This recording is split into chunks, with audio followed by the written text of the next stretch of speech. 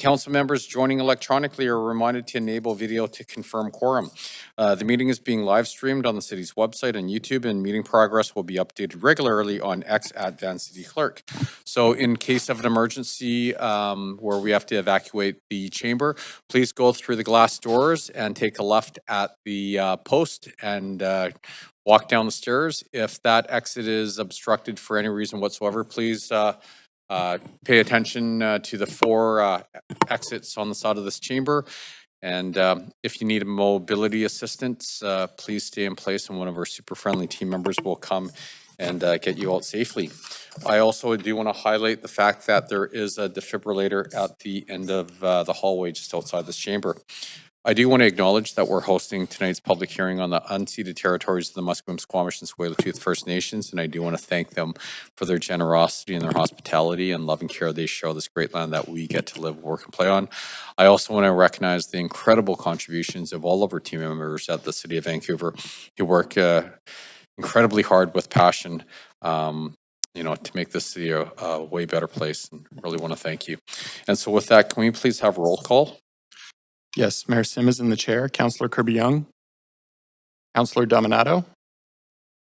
Present. Councillor Bly has a leave of absence for civic business from 5 p.m. onward. Councillor Fry. Councillor Montague. Present. Councillor Klassen. Present. Councillor Meisner. Present. Councillor Joe. Present. Councillor Maloney. Councillor Orr. You have quorum, Mayor Sim. Thank you very much. So before we begin, I do have a few announcements.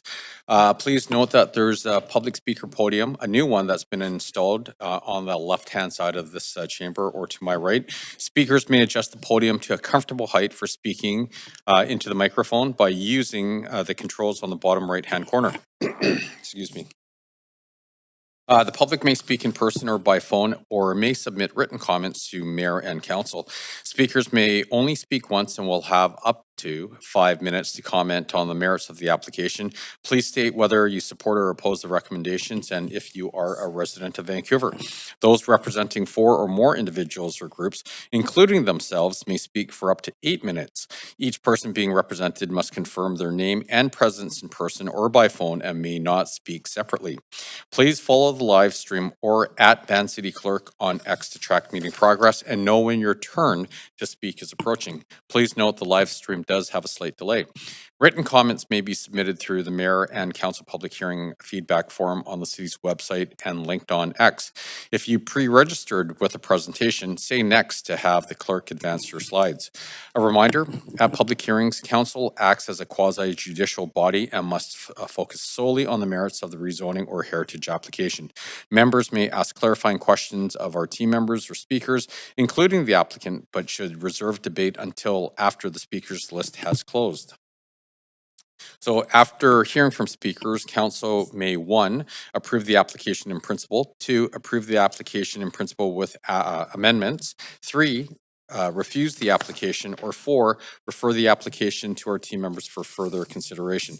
Finally, if all speakers are not heard this evening, the public hearing will recess and reconvene on Tuesday, February the 10th, 2026 at 3 p.m. Okay, so the first item on the docket is rezoning, report number 1, rezoning 6507 through 6527 Maple Street. Before we begin this agenda item, does anyone on council think that they have to declare a conflict of interest? Seeing no one's hands up, the clerk is now going to read the application and summary of correspondence received. This is an application by Matthew Chun Architect to rezone 6507 to 6527 Maple Street from residential district to residential rental district to permit the development of a 5-story residential rental building. A floor space ratio of 2.4 and height of 16.8 meter proposed. The General Manager of Planning, Urban Design and Sustainability recommends approval subject to conditions set on the summary and recommendation. The following correspondence has been received and referred to public hearing. 1 piece in support, 7 pieces in opposition, 1 piece dealing with other aspects of the application. This represents all correspondence received up to 5 p.m. today. Thank you very much. So this is the first call for speakers. If you wish to speak to council about this item, please call toll free at 1-833-353-8610, followed by participant code 1061445 # before the close of the speakers list. The phone number will be posted on X and displayed during the recess. There will be an opportunity for new speakers and missed speakers to be heard at the end of the registered speakers list. And now we do have our team members from Planning, Urban Design and Sustainability here to present the application. Oh, and if we can take one moment to get the mic. Oh, that was a quick moment. Please go ahead. Good evening, Mayor and Council. My name is Esther Ewan, and I'm the rezoning planner for this application considered under the secured rental policy.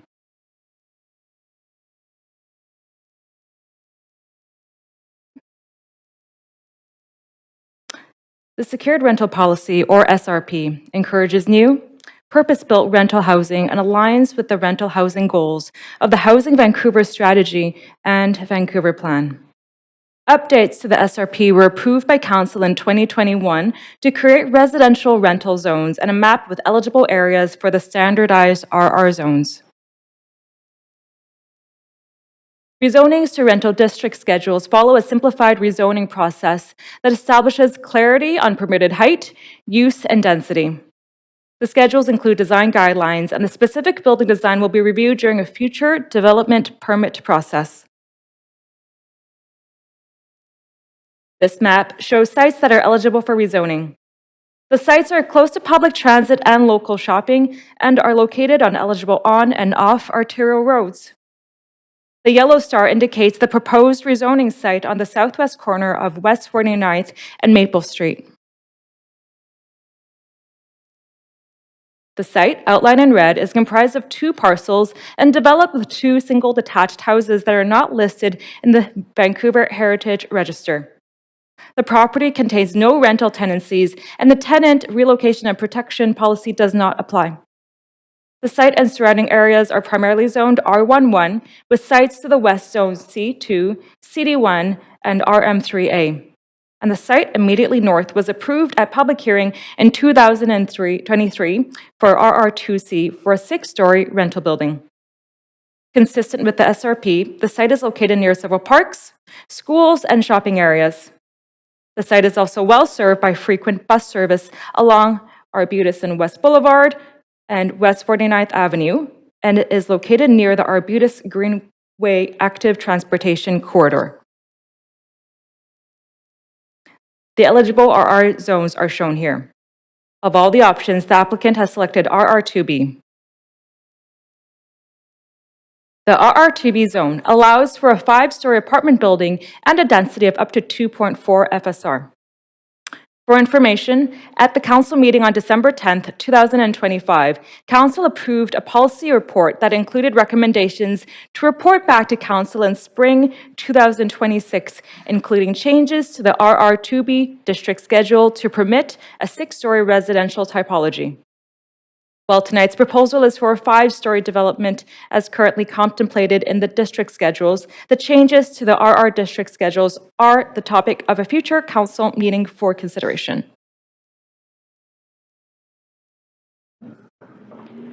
A total of 33 submissions were received during public consultation. General comments of support were received for more supply that addresses the housing shortage. Concerns were expressed regarding traffic safety and parking, building height and location, and infrastructure capacity. In response, engineering staff have included conditions to deliver street improvements to address safety for all road users. As well, the proposal will be required to meet the city's parking bylaw. Regarding height and location, the proposal and form of development is consistent with the SRP and the RR2B district schedule. Additionally, engineering staff will review water and sewer capacity to ensure infrastructure can support the new development. The public benefits include a DCL contribution of $1.6 million. Additional benefits include the estimated 70 units of market rental housing that are secured through a housing agreement. In conclusion, this proposal meets the intent of the SRP policy. Staff recommend approval subject to the conditions outlined in Appendix B of the report. Staff and the applicant team are available to answer questions. Thank you. Great, thank you very much. Would the applicant like to present the application? Okay, great. Thank you very much. Are there any questions from council to our team members of the applicant, noting that this is the only opportunity for council to ask questions of the applicant? Councillor Orr. Yeah, thanks. I wasn't going to ask anything on this. I thought it was pretty straightforward. No displacement and lots of rental units, which seems great. Then I saw there's a petition, and I just wanted, I know you touched on some of the things already around parking and things like that, but there's, comments like traditional residential characters being ignored. Can you speak to that policy that comes later around sort of fitting in the character at that later stage and what that looks like, and if there's other opportunities for engagement?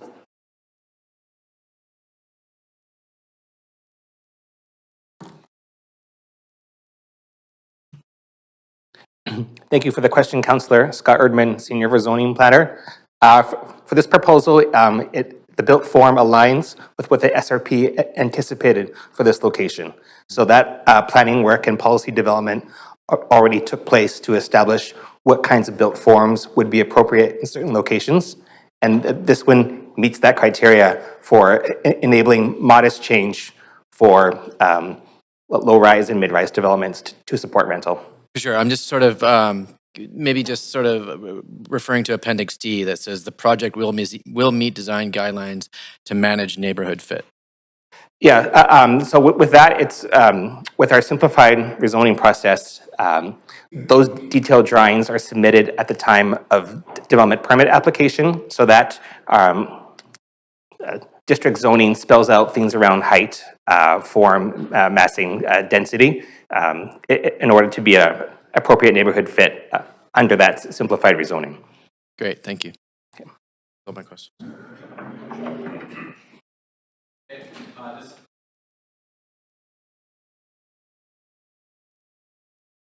This is the second call for speakers. If you wish to speak to council about this item, please call toll free at 1-833-353-8610, followed by participant code 1061445 # before the close of the speakers list. The phone number will be posted on X and displayed during the recess. We're now going to hear from the public. Any speakers in the council chamber, please come forward to the left podium when your name is called. Phone and speakers will be unmuted when it's your turn to speak. Speakers will have up to 5 minutes to make their comments and should limit their comments to the merits of the report being considered. So our first speaker today is speaker number 1, Bruce Althaus. Is that correct? Great, thank you.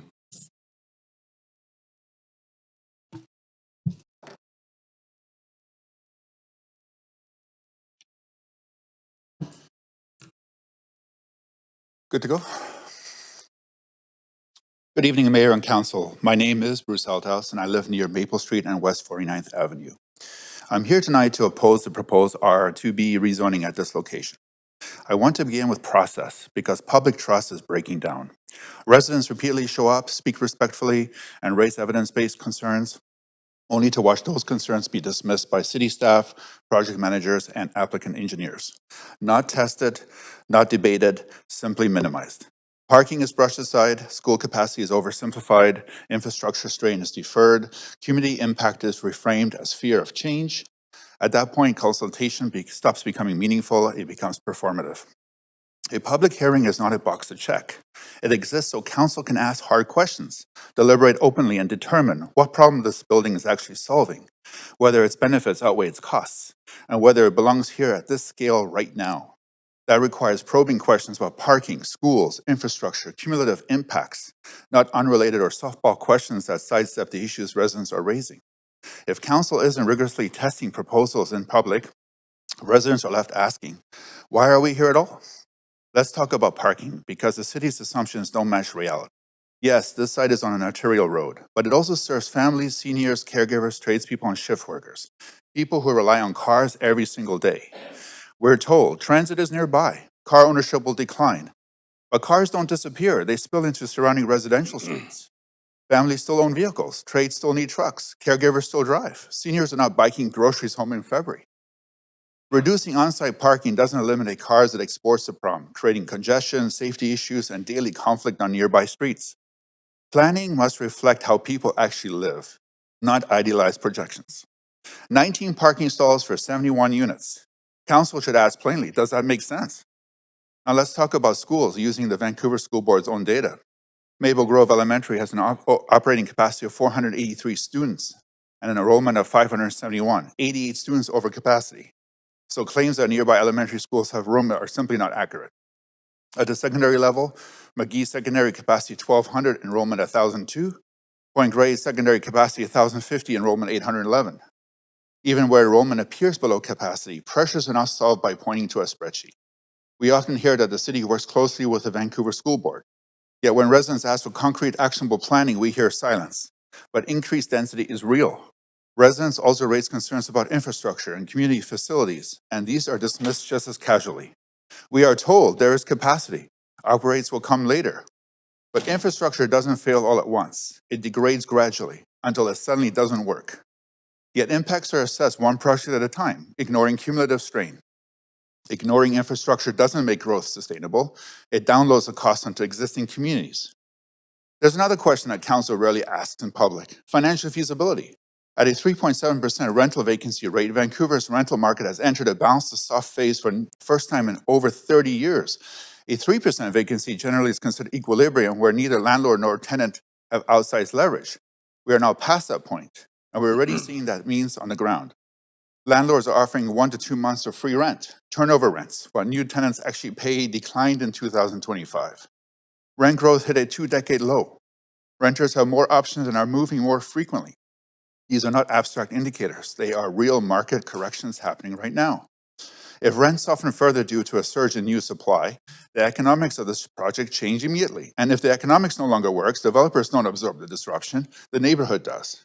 A stalled project means years of construction, noise without completion, blocked streets, safety concerns, and prolonged uncertainty for residents.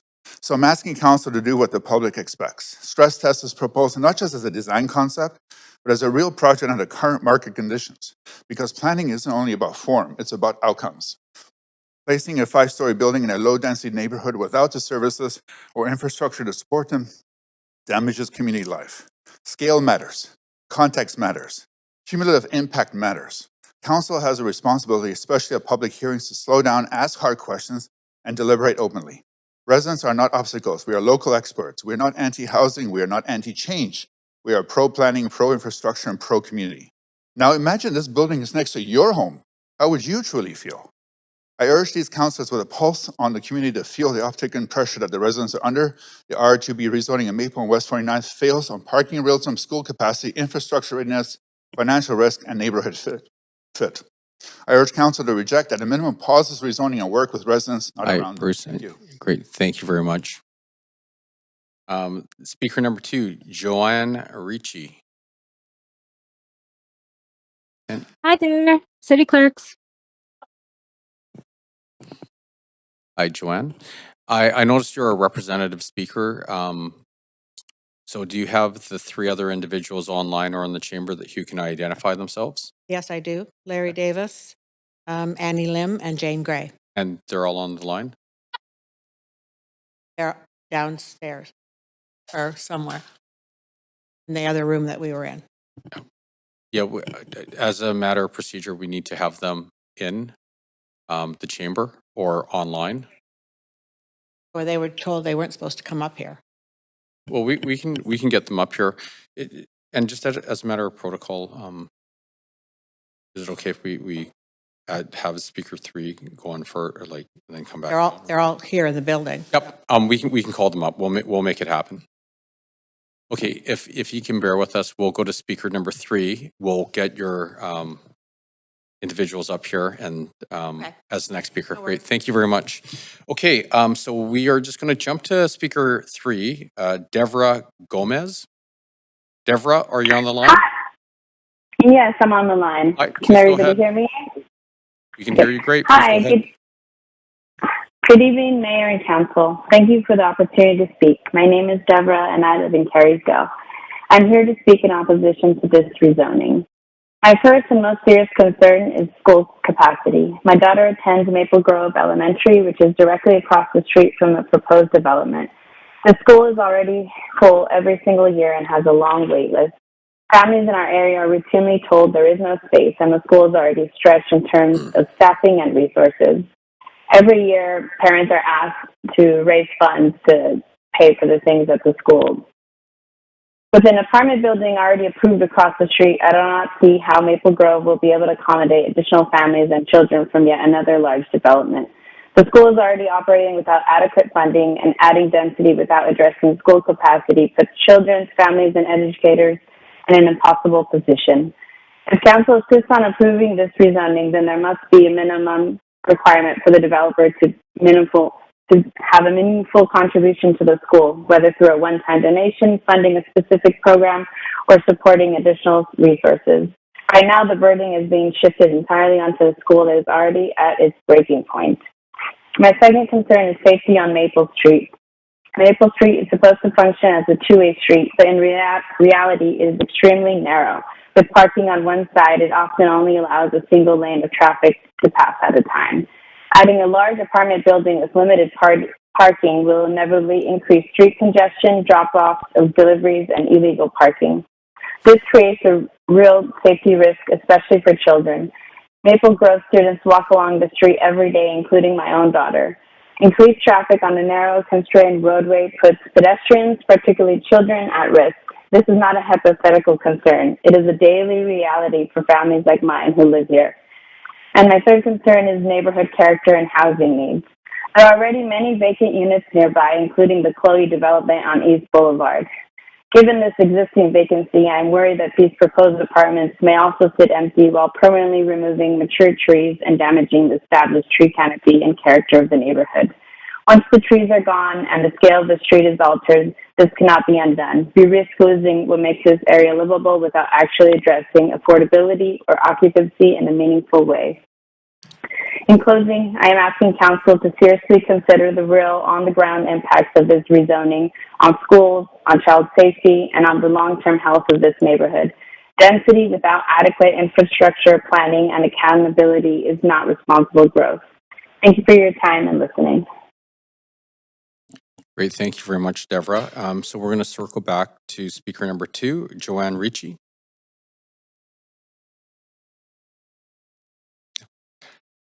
Back up. Oh, great. Here. Great. And so, Clerk, we're all good now? Yeah, and you, Joanne, you have up to 8 minutes. Thank you. Thank you. Good evening, Mayor and Council members. Thank you for the opportunity to speak tonight. My name is Joanne Ricci, and I live in the Kerrisdale neighborhood for over 45 years. To give you some context, I have been the PAC chair of Maple Grove Elementary School, McGee Secondary, as well as the past president for the Kerrisdale Little League Association. So yes, I'm extremely well connected with the community and familiar with its surroundings. I am here not only to speak on behalf of myself, but numerous neighbors, 3 who are specifically here tonight, who are deeply care about this community and its future. I want to begin by acknowledging the broader context we're all aware of. Vancouver is facing a housing challenge, and I understand the importance of creating more housing options for people who want to live and work in the city. Growth, when done thoughtfully, can strengthen a community. My concern, however, is this specific proposed zoning development and how it will fit into the reality of Kerrisdale, particularly in 3 areas: traffic, parking, and infrastructure. There are many new buildings going up very quickly, and without really assessing and evaluating their impact and what they will actually do to the community is of concern.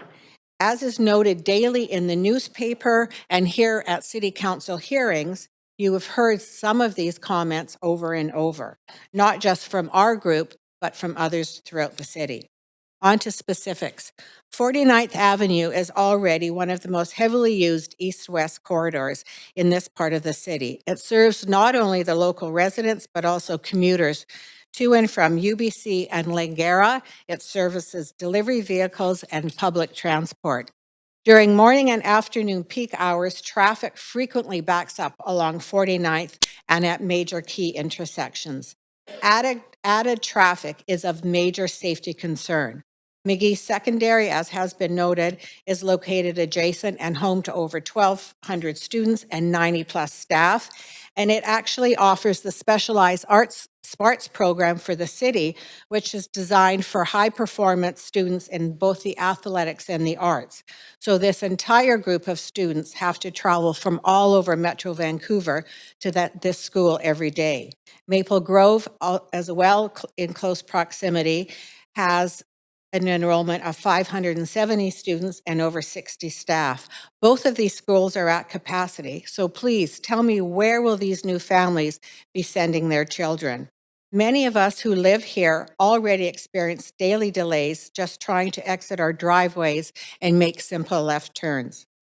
This rezoning will inevitably increase vehicle trips from residents, visitors, ride-hailing services, deliveries.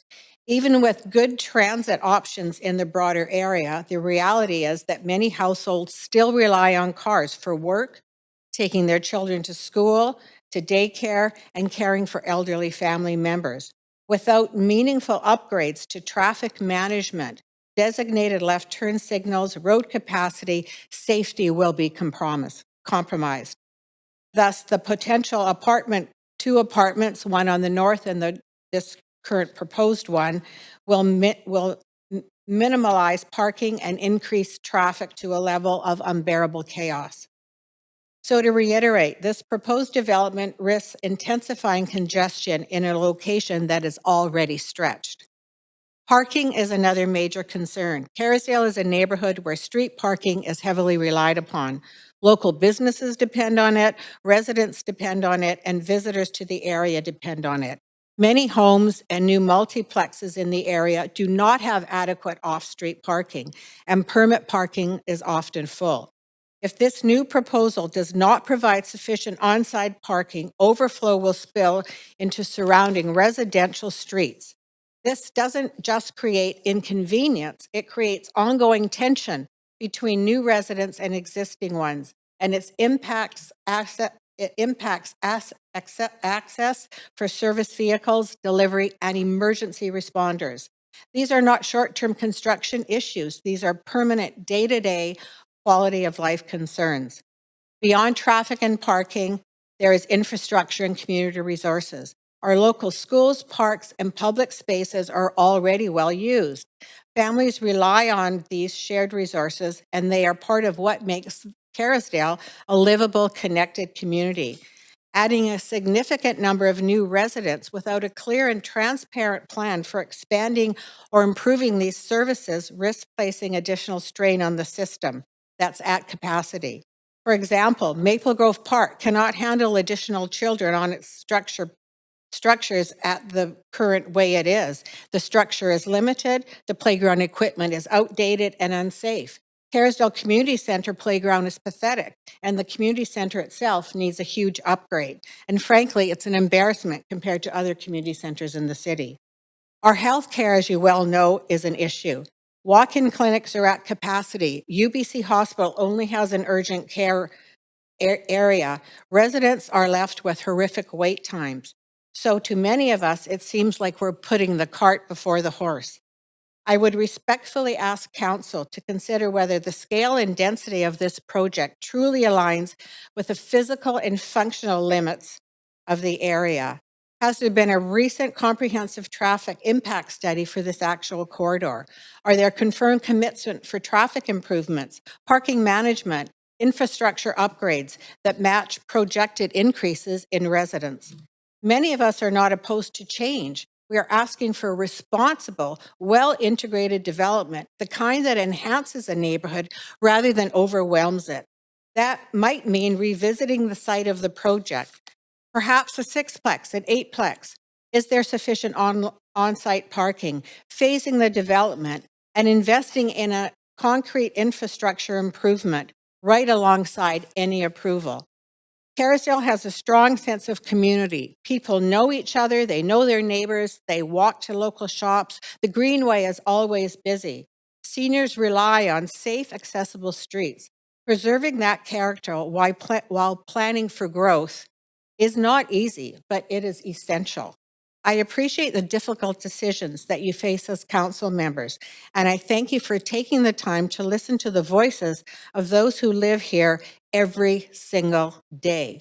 I hope you will carefully weigh not just the number of units this project can deliver, but the long-term impact it will have on the safety, accessibility, and livability of this neighborhood. Thank you for your time and consideration. Great, thank you very much, Joanne. Please, we actually have questions for you. Councillor Dominato? Thanks, Mayor. Yeah, just a brief question for you. Thank you for your presentation this evening.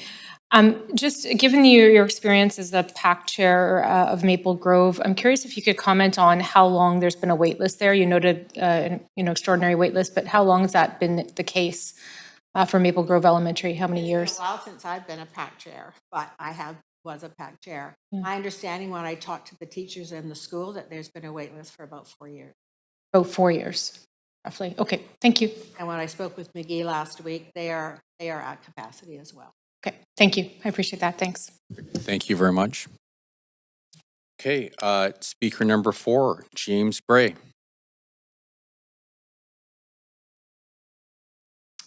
Mr. Mayor and councillors, my name is James Gray. I stand to speak against the development of Maple Street at 49th Avenue, indeed very much against. I have lived on the adjoining block south of Maple Street since 1983. In having this public hearing, it is good to know that the city recognizes that it has an obligation to existing neighborhoods and that it is interested in hearing our concerns, and I thank you for that. My objection to this present proposal is primarily for the sheer bulk and massive size of the project, which I believe to be completely out of scale, context, or character for the neighborhood, especially with the narrow street intricacies of this particular block of Maple Street. By a remote quirk of ancient planning, this block of Maple Street is basically a single lane street. From your referral report map, it is difficult to appreciate that there's actually parking on one side of Maple Street, which is often filled to capacity, and then only one lane of travel restricted to the other side. The proposed building will not just be on the main artery, 49th Avenue, but extend 2 city lots down Maple Street. The front entry of the proposed building is depicted on Maple Street, which will further congest both the street and the sidewalk.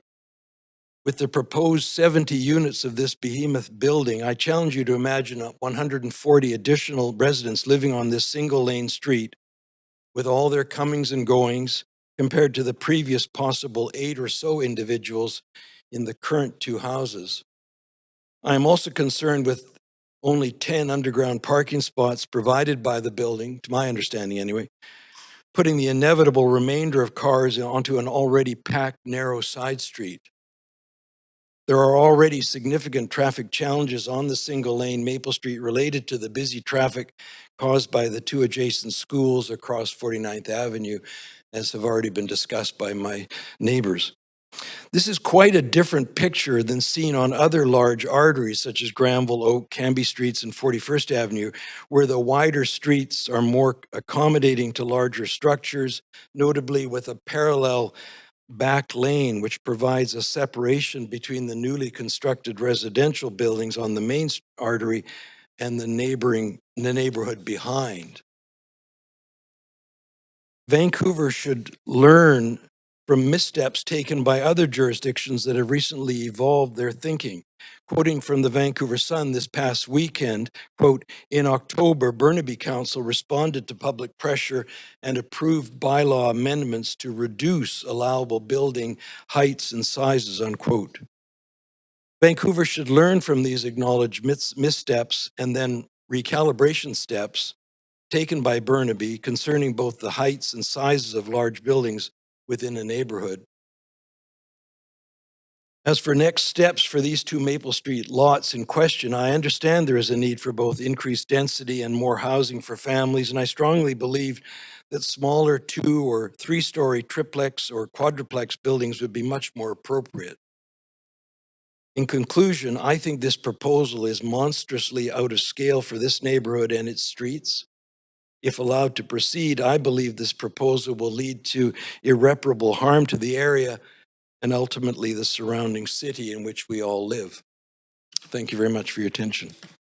Great. Thank you very much, James. Speaker number 5, Greg Cassip.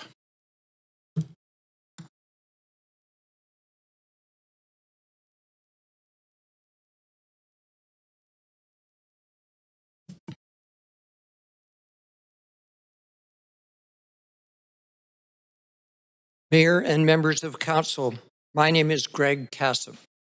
I am speaking against the rezoning application at 6507 to 6527 Maple Street. My wife and I are both Vancouver born. In 1986, preparing for the arrival of our daughter, we put a down payment on a house on U Street just north of 49th and have lived as homeowners in Kerrisdale since then for 46 years. We now live for the past 20 of those years on East Boulevard, just south of 49th. In my early years, Vancouver was a gritty, resource-based town. It modernized and expanded with big urban renewal projects, and its population grew. Over those years, the city, for the most part, nurtured a high livability quotient in relative harmony with its beautiful natural setting, and prided itself on retaining its signature character neighborhoods, Kerrisdale being an historic neighborhood center. I wish to convey my sincere concerns related to the City of Vancouver rezoning application for a 5-story rental building at Maple Street on the south side of the 2000 block of West 49th. To be clear, I'm not NIMBY with an N, not in my backyard, or YIMBY with a Y, yes in my backyard. As Bruce Altus, our opening speaker, has already stated, we are pro-housing, pro-planning, pro-infrastructure, and pro-community. So rather, I am WIMBY with a W. What, why, and where in my backyard? In 1995, I was in attendance at a meeting in Kerrisdale at which the city laid out its blueprint for what they called City Plan, a landmark bottom-up planning initiative adopted by Vancouver City Council.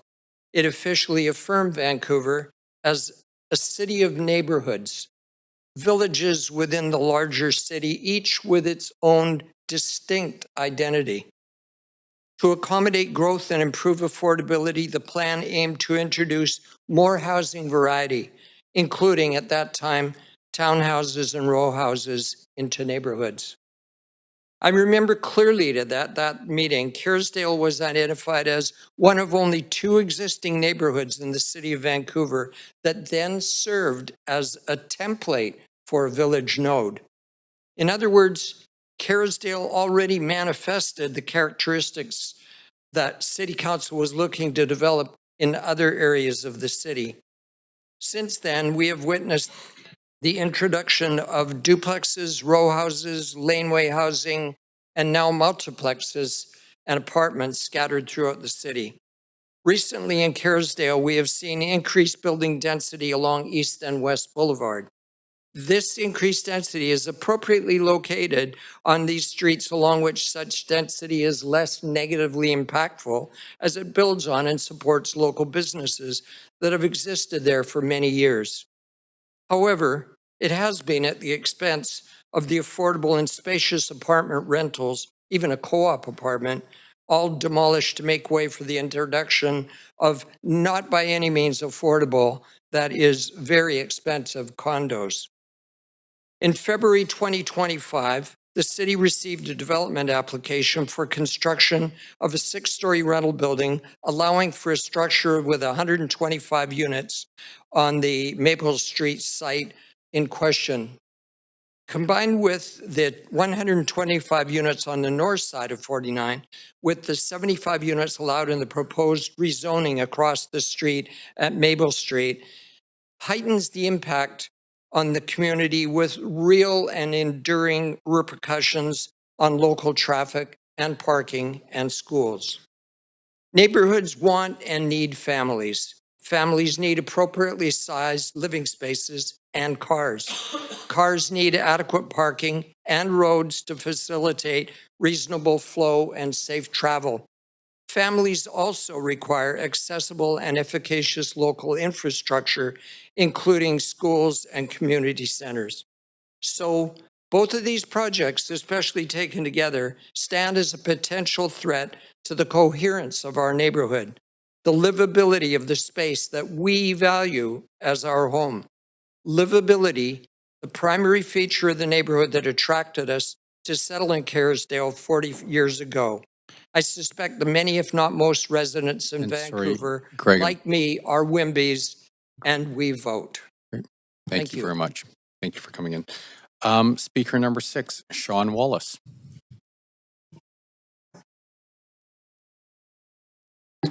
Okay.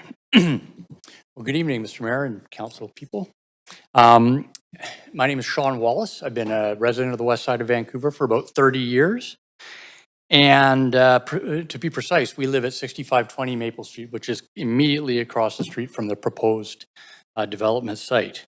I'm here tonight with my partner, Brianna, and my daughter, London, and we're also representing our other children, Olivia and Liam, who have enjoyed a fantastic place to grow up, and now they're off at uni, but London would also like to grow up in a fantastic neighborhood.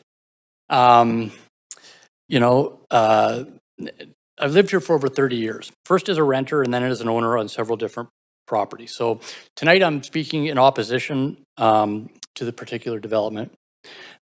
We support housing. Housing is necessary. The city's growing. Obviously, you have to adapt.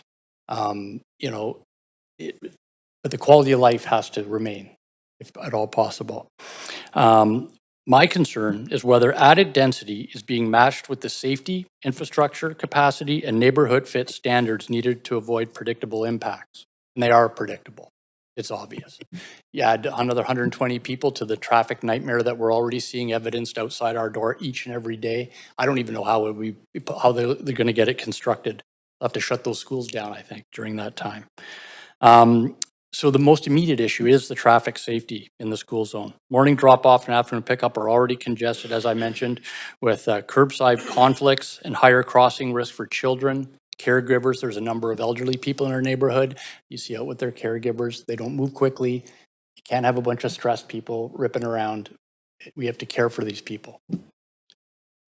Parking spillover and circulation as vehicles compete for limited curb space.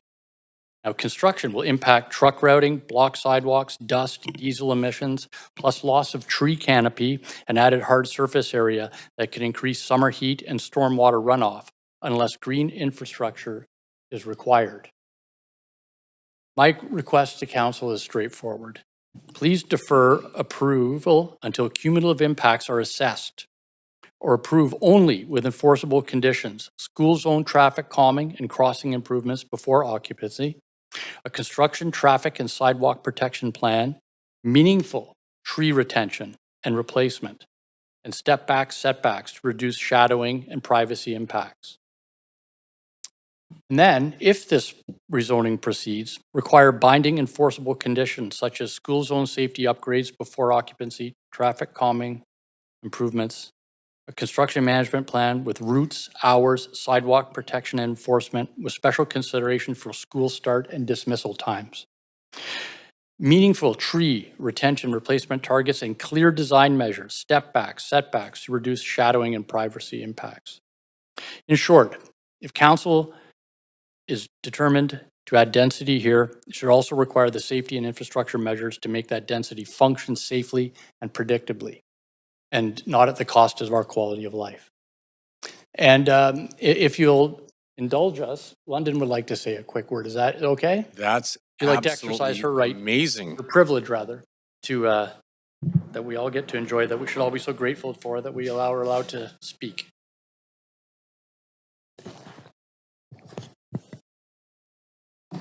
My name is London and I'm 7 years old and I live at 6520 Maple Street in Vancouver, and I am not in support of the proposed development directly across the street from my home for the following reasons.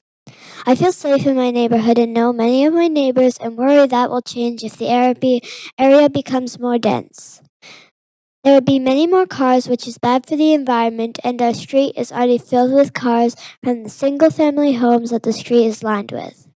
The development would mean more destruction of lots of trees and bushes, which are homes of animals. Please consider this and all of the other valid reasons from the other speakers tonight why this development is not a good idea. Thank you. Thank you. I do have a question. It actually was going to be directed at Sean, but since London came up, can I direct it to you? To London. Well, this is the question I was going to ask, but I have another one for you as well, or for your parents. Are you proud of your parents? Yes. Yeah, you should be, because you know what? I'm sure you're proud of them for a whole host of reasons, but to come here to council to, fight for their neighborhood, regardless of what the outcome is, and we don't know what the outcome is going to be, it's pretty amazing that people come here that are thoughtful and they present to council, and that's something you should be really proud of. And to the parents, you have a very articulate daughter on your hands there, and you should be really proud of her as well. And if it's okay with you, I have something for her. Yes, we're extremely proud.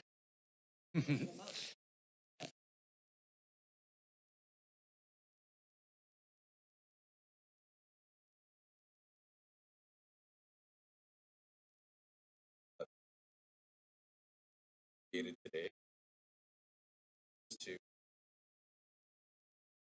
Thank you.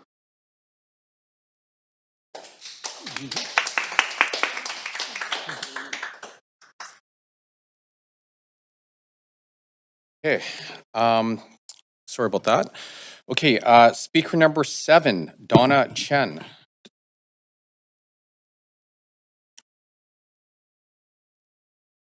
Good evening, Mayor and Council. So please excuse me, I'm a little bit nervous. I'm not used to it, but I want to say something from my heart. I live in this neighborhood for 32 years. I like to start with one question. How much is enough? How much housing is enough? This question always comes to my mind when I drive in our city. We are stuck in heavy traffic because of the construction everywhere. We see many buildings under construction. We see rezoning sign on many streets. We see big banner on the building saying now renting, hanging there for a long time. We always hear news about too many new homes and pressure in the pre-sale market. So I ask myself, so much is already being built. Why does it still feel something is missing? I speak today not as a city planner or a politician, but as a resident. My home and my peace are affected by the decision made here. Before approving another rezoning, please imagine this is your home. Imagine the house next to yours become a 5-story building. You will lose sunlight. You will lose privacy. Your sky window will overlook by the the sky roof. So your life changed, even though you did nothing wrong. I remember last year, in the middle of last year, one evening, my neighbor called me. She was very worried. She just learned that the house next to her will be rezoned and built into a 5-story building. She moved there only a few years ago. She believed this was a stable neighborhood. This is what I want to say clearly. Displacement does not only happen when people move away. Rezoning can push people out without them leaving their homes. When peace, privacy, and certainty are taken away, A house no longer feels like a home. People like my neighbors and us bought our home based on the rule at that time. When those rules change overnight, the city is changing the deal after people have already paid the price. Myself, across from my home, a large box-shaped building is being built. Friends come to visit me and ask me, is that a church? That is how out of place it looks. It doesn't fit the neighborhood. It takes away the feeling of peace. I understand we need housing. We are reasonable people, but density keep increasing, while parking, school, and community service not. This is not balance. We are not asking for sympathy. We're asking for responsible decision. Please think about the people who already live here. Please visit our street and see the real impact. So let me ask you again. How much is enough? Thank you. Great. Thank you very much, Donna. If there are any additional speakers in the chamber, can you please come forward to the podium? Clerk, are there any additional speakers online?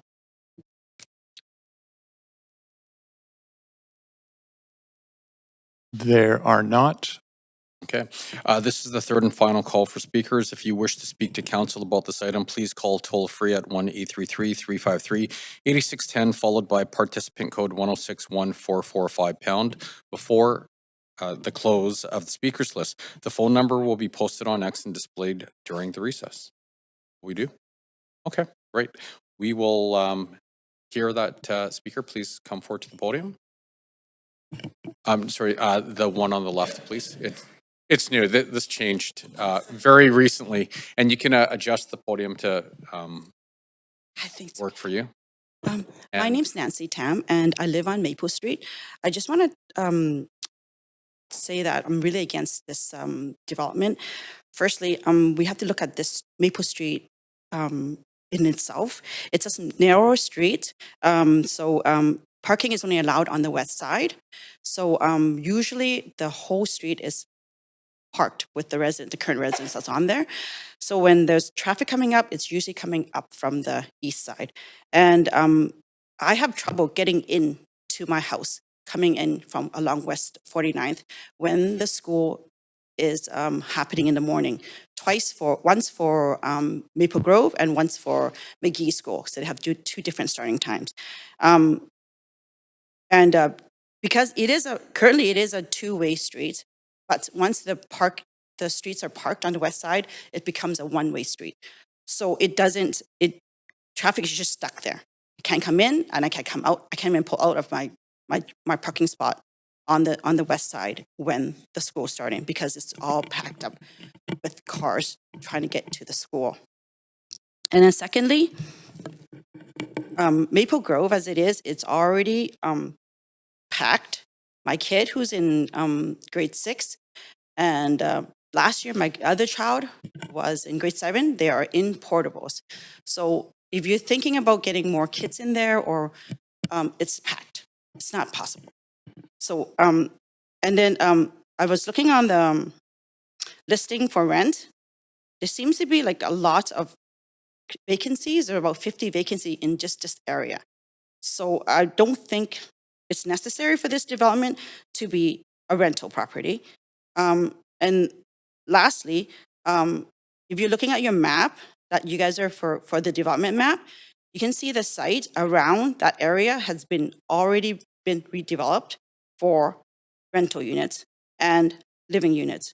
For example, the site across the street from us, it's already in development for a 6-story apartment, and they're starting construction soon. So there's going to be a lot more rental units out there already. And then along East Broadway, it's all RM3, C2. So there is a lot of there is density. You guys plan for the density.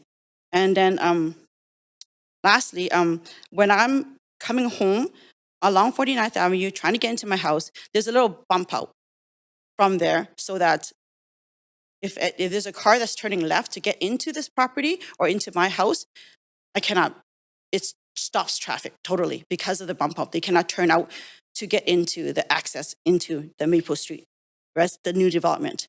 So the only access for this development is through Maple Street and the alley. So there is no way that you're gonna get 50, 60 people coming in the house, into the house, more people. So that's the reason why I'm against it. I think just for this particular street, because of the location, because of the bump out, because of the narrowing of the street, that's not suitable. And because the density is already there, and you guys have provided the density on the opposite side of the street, I don't think this development is necessary. You have to match a need to it. When there's density already available, then this is not a necessary development. Thank you. Great, thank you very much. Clerk, do we have any other speakers in the chamber? Okay. Okay, so we now will take a 2-minute recess for any additional speakers to call in or come forward to the podium.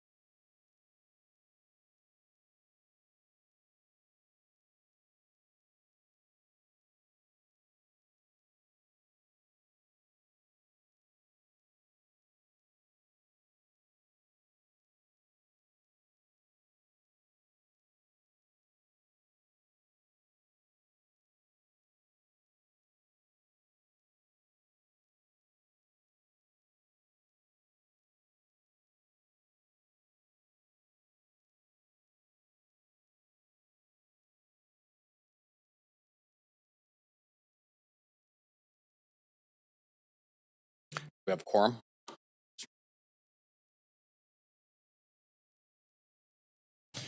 Okay, welcome back, everyone. We do have an additional speaker, Kira Young. Yes. Hi. Kira, can I please get you to state whether or not you're a resident of Vancouver for the record? Yes, I'm a resident of Vancouver, address 6642 Maple Street. Thank you very much. Please go ahead. Okay. I've been listening to the meeting online, and thankfully I was able to call in because I didn't think I was able to. So I understand that development is necessary and changes do happen. Both would be great if they made sense. This has already been stated by the previous speakers, but the talk of the traffic and the congestion, it really doesn't make sense. McGee's got over 1,400 kids. Maple Grove actually has over 600. There's a potential swing site at the old Maple Grove that they're still discussing, filling that with a potential of another 600 kids. The UBC traffic, the Langara traffic, all of that. Additionally, what I wanted to say was, as well as being part of the neighborhood, I also teach at Maple Grove Elementary School. And I've been there as a teacher for over 25 years, and I've seen the changes and the weight that has been put on our school numbers. My children currently go to McGee Secondary, and the same thing goes there. Maple Grove is completely full. Like right now, we are absolutely full. We have a wait list. Students who live across the street can't come to our school. Last year, 60 students were displaced and had to be moved to another school until there was space for them to come back to us. And some of them are still not with us. They're still waiting. So adding a large bill, potentially bringing in more young families, where are their children supposed to go?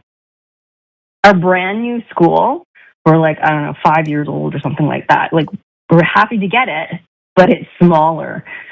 We can't fit what we have in our neighborhood right now. Earlier stated as well, students who are supposed to be so happy to get into this brand new school, they've been pushed out to portables. There are 2 portables that are sitting in what used to be Maple Grove's old tennis courts to accommodate this influx of people.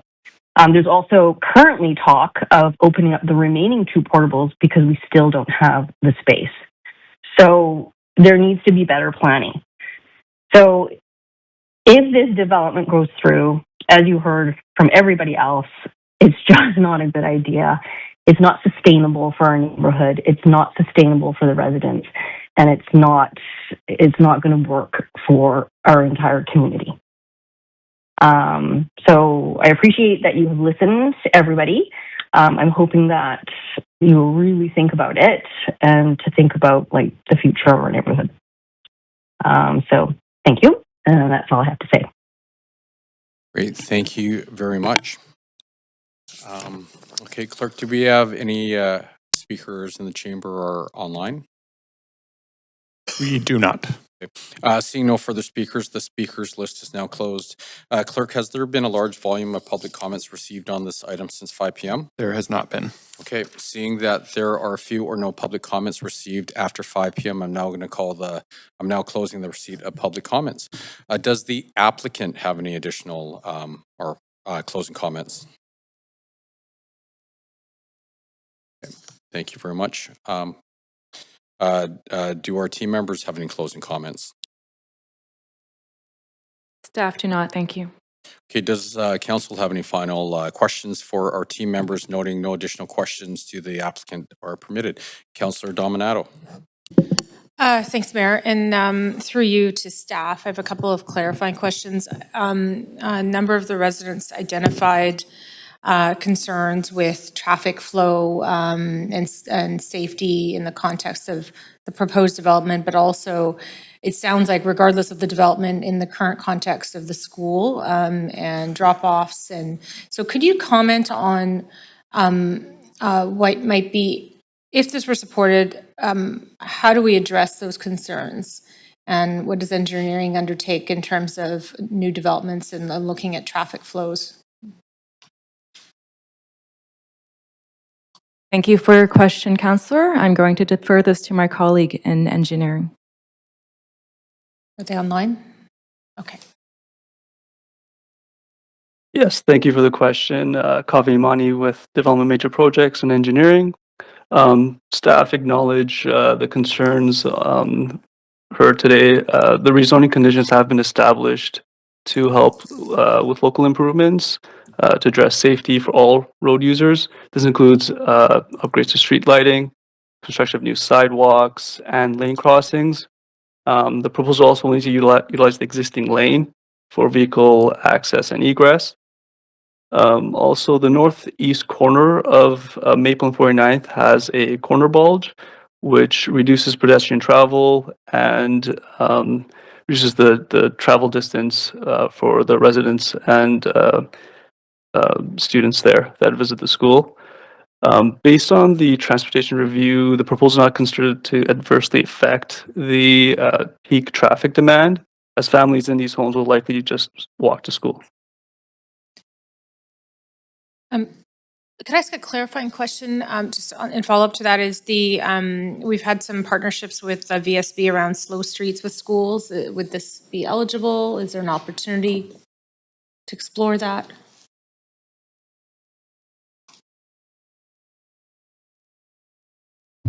Thanks for the question.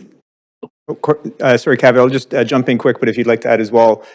So in terms of VSB, we can certainly take that back and further understand and explore what they're looking at. That typically wouldn't be triggered by a site-specific individual rezoning application like this, but I'll pass it to Kavi as well for any supplemental. Thanks, Templar. Nothing further to add. Okay. And then I had another question, but I lost my train of thought, so I'll go back. I see Councillor Orr is on the queue, so I'll let him go first. Thanks. Councillor Orr? Yeah, thanks. So yeah, a question through chair to the staff. I mean, we've heard some pretty strong language here. Monstrous, absolute chaos, irreparable harm to the community, things like that. How do we sort of get here? I mean, I know we sent out 1,244 notices. We received 33, both positive and negative. Is there something better we can do to sort of communicate around, what we heard there, around we're going to be looking at, safety upgrades, street lighting, new sidewalks, lane crossing, parking, regulatory signage. Is there something more we can do to sort of communicate, what we're doing to listen? Because the petition says that consultation has been minimal and and feels performative. I just wonder, it might be a difficult question to ask or to answer, but is there anything we could do to communicate that we are listening? Thanks for the question, Councillor. So certainly as part of rezoning applications, there's certainly some site-specific interest that is generated from projects, and we certainly have the public consultation process in an effort to provide information on the project itself. We have the Shape Your City platform, a Q&A period that often is enabled through that. But I think a lot of the bigger concerns that we're hearing from the public are more system changes and improvements, whether it's school site capacity or infrastructure capacity. We do have a lot of those functions that we perform through area planning work, whether it's through the village's work, whether it's through our capital planning improvement processes to understand where those capacity constraints are, through our public benefit strategies to make sure that we've got the cultural amenity and public use spaces to ensure that we can meet those requirements. What I think we're finding from this particular project on a site-specific is this project won't detrimentally or have an adverse effect to the problems that already exist. It's not necessarily growing those problems, and it's still incumbent upon the city to find systems and means to address those more broadly as well. So what I think we're finding from these proposals is this project is consistent with those policies to encourage this kind of transition form of housing in terms of heights and densities through the SRP policy, to rise and meet the occasion of providing sufficient housing options for the residents of Vancouver, which align generally as well with our Housing Vancouver strategy and Vancouver plan, for example. A really detailed answer. Thank you so much. So just to sort of summarize, like this work is ongoing. This work around infrastructure and whatnot is ongoing, right? And then just a question, or just sort of a brief thing around, people saying, talking about policy and learning from other jurisdictions and Burnaby and stuff. This, just to reiterify, the public hearings aren't the place for that. If we want to change the policy, we do it at a different time and place, correct? Sorry to bring you back up. Thanks for the question. So today's public hearing is about the merits of the application. It's enabled by policy that council has directed and invited applications and change. So if there's questions, we certainly hear those, but we often hear a revisiting of the overall policy in these projects too. So if there's an opportunity or an identity for that, we have venues like Villages or Vancouver Plan conversations about the type of city that you want to see Vancouver become. Okay, thanks. And then maybe a little more granular and specific on, let's say, destruction of trees. There will be a tree bylaw, I assume, that is followed on this one. I'm just trying to pick out a few things. Destruction of trees. Yeah. Tree bylaw, sorry. Yeah, thanks for the question. I'm Havan Surat, planner 2. Normally during the time of DP, a detailed arborist report will be recommended and will be reviewed by the landscape staff, and additional conditions will be imposed during that time. Okay, and then I don't know if someone else is going to ask about, I guess school capacity was a big one. Can we touch, I know Templar just briefly touched on that. What about community centers? Yeah, that's kind of the same answer too, right? Where all the work is being done. Okay, sorry. I'm just kind of thrown back by some of this here. So yeah, that's all my questions. Thanks. Thank you, Councillor. Councillor Dominato, did you? No. Okay. Clerk, did we receive any additional public comments since the close of public comments? Unfortunately not. Mayor, we did not.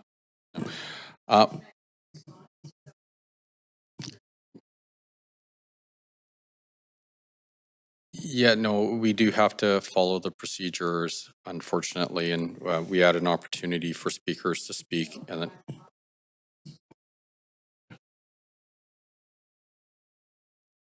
no, unfortunately not. Council will now make its decision on this application. Do we have a mover for the recommendations? Councillor Klassen, do we have a seconder? Councillor Fry, thank you. Council members, is there any discussion?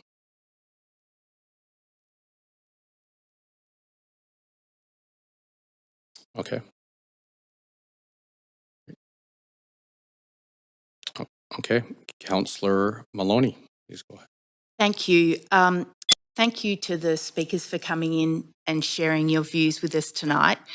I was very much remembering an experience I had when we lived in an apartment in Yaletown, and I remember that Vancouver House was being built close to us, and I remember and another building was being built as well, and I remember how I felt when we were losing sight of the Wall Street, the Wall Centre from my daughter's bedroom. And I remember feeling sad about that and thinking that's a shame. And there is definitely a feeling of stress about change in your neighbourhood. And I've certainly experienced a lot of change moving around the world myself, and it's always difficult, and the period of adjustment is always it's always very unrelaxing and takes a little while to get used to. And there are some things about change that are very helpful though. And I know in my own neighbourhood, having a new London Drugs and supermarket was a fantastic byproduct, and more eyes on the street and more neighbours and having it easier to get around. It ended up, even though I had initial concerns about the change, it ended up being a better neighbourhood as a result of it. And I know that's not much consolation for you seeing this change, but I think there are some good things that can come to the neighbourhood as a result of having rental housing. You know, I was so appreciative of the speech by London. I have 2 kids of my own who are teenagers, and I'm concerned about them being able to find housing in the city, affordable housing close to where we live. And I know that any parents are concerned about that as well. And I know how many people are losing their children, their adult children are moving out far away from where they live. And it is very difficult for them not to see them as often as they like. And I've heard from a lot of seniors that we don't have enough accessible housing options in every neighbourhood, and people also don't like having to move far away from their community where they know everyone and they know the shops, because they can't find suitable accommodation in their neighbourhood when they can't handle the stairs anymore. So I know that's all, not what you want to hear, but there are real benefits from having more affordable rental accommodation for the people that need to live in our city, our firefighters, our police, our servers, our teachers. It is very hard to find rental accommodation. So I will be voting in favour of this development, and I really appreciate you coming and sharing your views. Thank you. Thank you, Councillor. Councillor Claassen. Thanks very much, Mayor, and thanks to all the speakers that came in tonight. I really appreciate hearing your voices and your passion, and certainly your love of the community. I'm going to just share a little bit. When I was straight out of high school, which was a long time ago, 45 years ago, I got a job at the Vancouver School Board, and I got to ride around in a truck during the summer and jump out, cut grass, and clean up the gardens. And McGee High School was one of the places that I remember very fondly. It was the old building before they built the new one, which is still one of the nicest school buildings in the district. And I just remember sort of treasuring being that this area, for the most part, has not really evolved and changed a lot. The tree canopy is larger, but it maintains itself as a fairly stately neighborhood with beautiful boulevards, and it's just a great place to live. I remember next door to the school across Maple at 49th, there used to be like a little corner store, and I think somebody knocked it down and built a house there quite a long time ago. But it was a neighborhood that had a sense of place. It still has a sense of place, but it was really driven by the connection to Arbutus and some of the now lately we're starting to see with the grocery store, Save on Foods, which I think a lot of neighborhoods would love to have a grocery store like that, so close to their door, being able to walk to it. One of the speakers talked about more older adults living in a neighborhood, and that's something that is particularly important to me. I see our neighborhoods evolving. I see certainly the fact that we have so many seniors now, and I recently visited somebody who didn't live very far from here, who was concerned about very similar things. A new housing development is going in, concerns around traffic. There was a school nearby. They were very worried about the potential for, there be an incident involving the kids walking to school. So we walked around the neighborhood together and looked at it and talked about it. But when I went back to his home afterwards, he told me that his wife had to go into a care home because fairly elderly, and now she's had some cognitive challenges. And as I sat in the living room with him, I looked at all of his photo books, and it really drove home the fact that we really do need to take care of elderly people in this neighborhood, in all of our neighborhoods. And the way we do that, I think, is really suitable and appropriate housing. And what I do find is that when you get to a certain age, if it's at all suitable, it's really great to be able to have those housing options where you're closer to people, closer to amenities, walkable grocery shopping, and having those kinds of things that really make life, those activities of daily life, and make life much more joyful in your later years. And so I just have to put that down as something that I think about a lot when we are planning and building our city. And so this is going to be a place that will always be lively. There'll always be young people walking to school for generations to come. The school district absolutely needs to think about its capacity. That's a little bit out of our hands. We try and influence as much as we can. But at the end of the day, that's a provincial matter. They really do need to think about it. And as Councillor Dominato, through her questions, pointed out, we need to be very careful about the amount of traffic. I used to drive 49th all the time. I was an East Side kid. I went to UBC.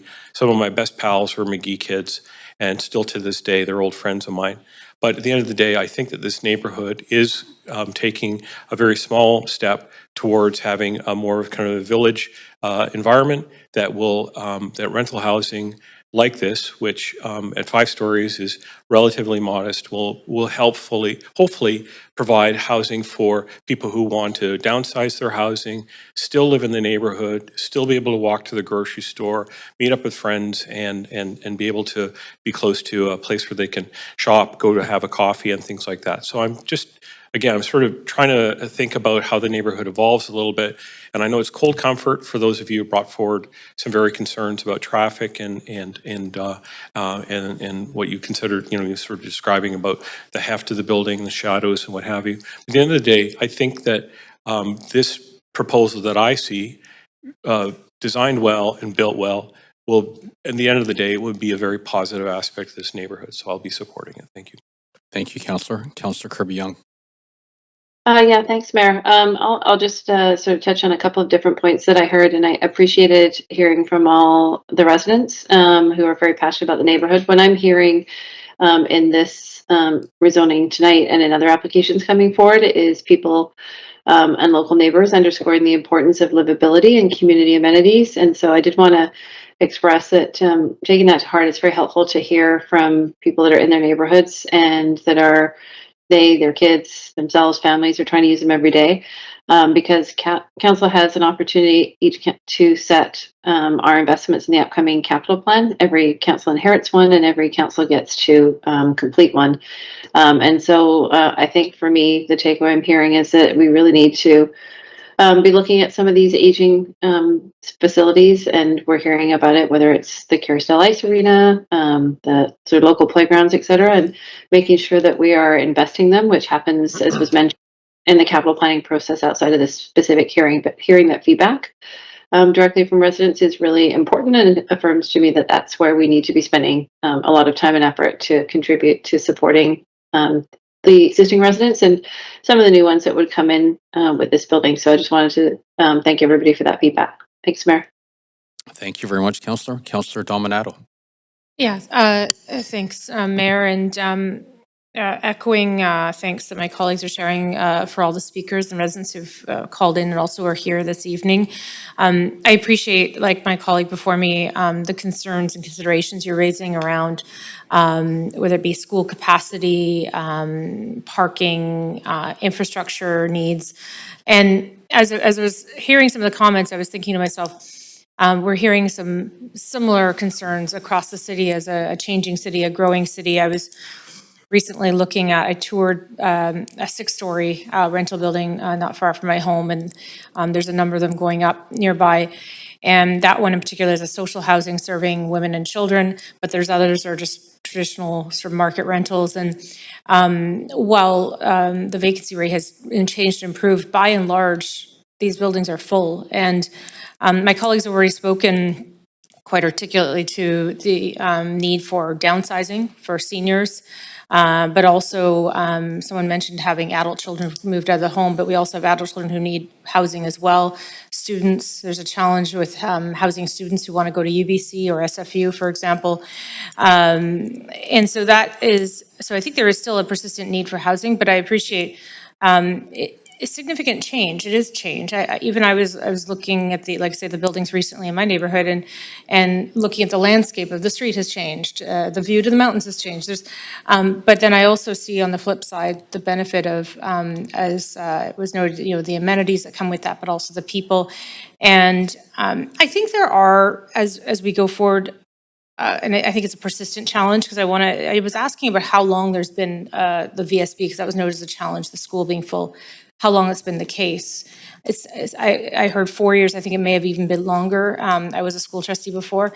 I do think we have an ongoing challenge of how do we get the province, not just the VSB, because VSB has limited opportunities. They can set priorities around capital, but get the province to recognize that we actually have more needs in our city for provincial infrastructure like K-12 schools.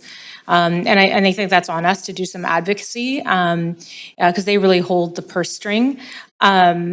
And then finally, I want to comment, I asked the question and I heard staff note that we could look at this. The considerations around, it sounds like there's already conflict and challenges of vehicles, pedestrians in this area, regardless of any proposal on the floor. That there are some conditions in the application, but also our staff can take away, and I heard they could, is conversations with VSB about slow streets. There are other things that could be done potentially to address concerns around increasing traffic. But I also appreciate the point that Councillor Kirby-Young raised around what she's hearing in terms of livability. And I think that just again speaks to change. This is a lower rise sort of model of housing than what we're seeing in other parts of the city where we are trying to concentrate more tower forms in certain areas closer to public transit. So relative to that, this is a lower rise build.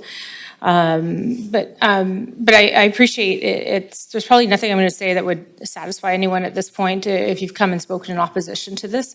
But I do think the application should be supported, but I would challenge our staff to look more closely at the street conditions, looking over there to our planning staff, and also that we can take away advocacy around the school capacity and what do we do to address that going forward, not just in this neighborhood, but beyond in other parts of the city.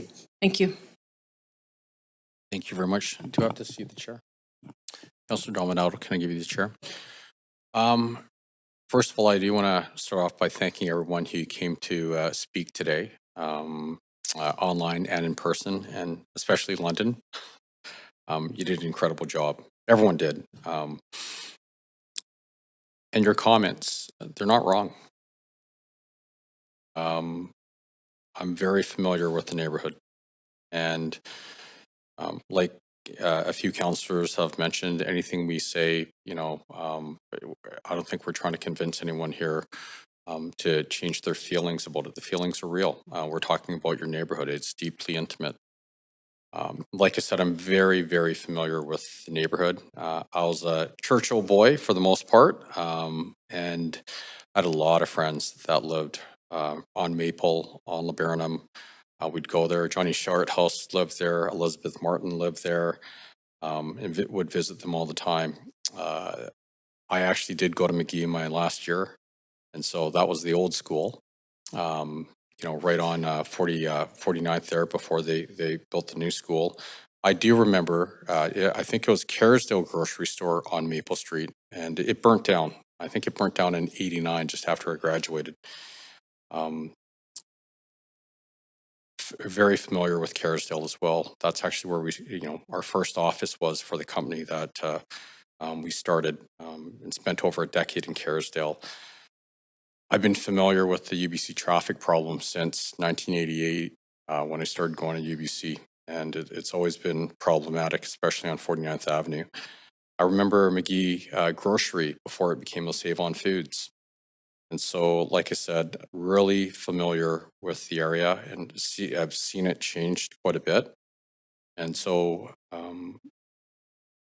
we've seen the beauty of that neighborhood, and we keep going there to this day. Like I think is like my last school visit to an elementary school, or second last one, was to Maple Grove.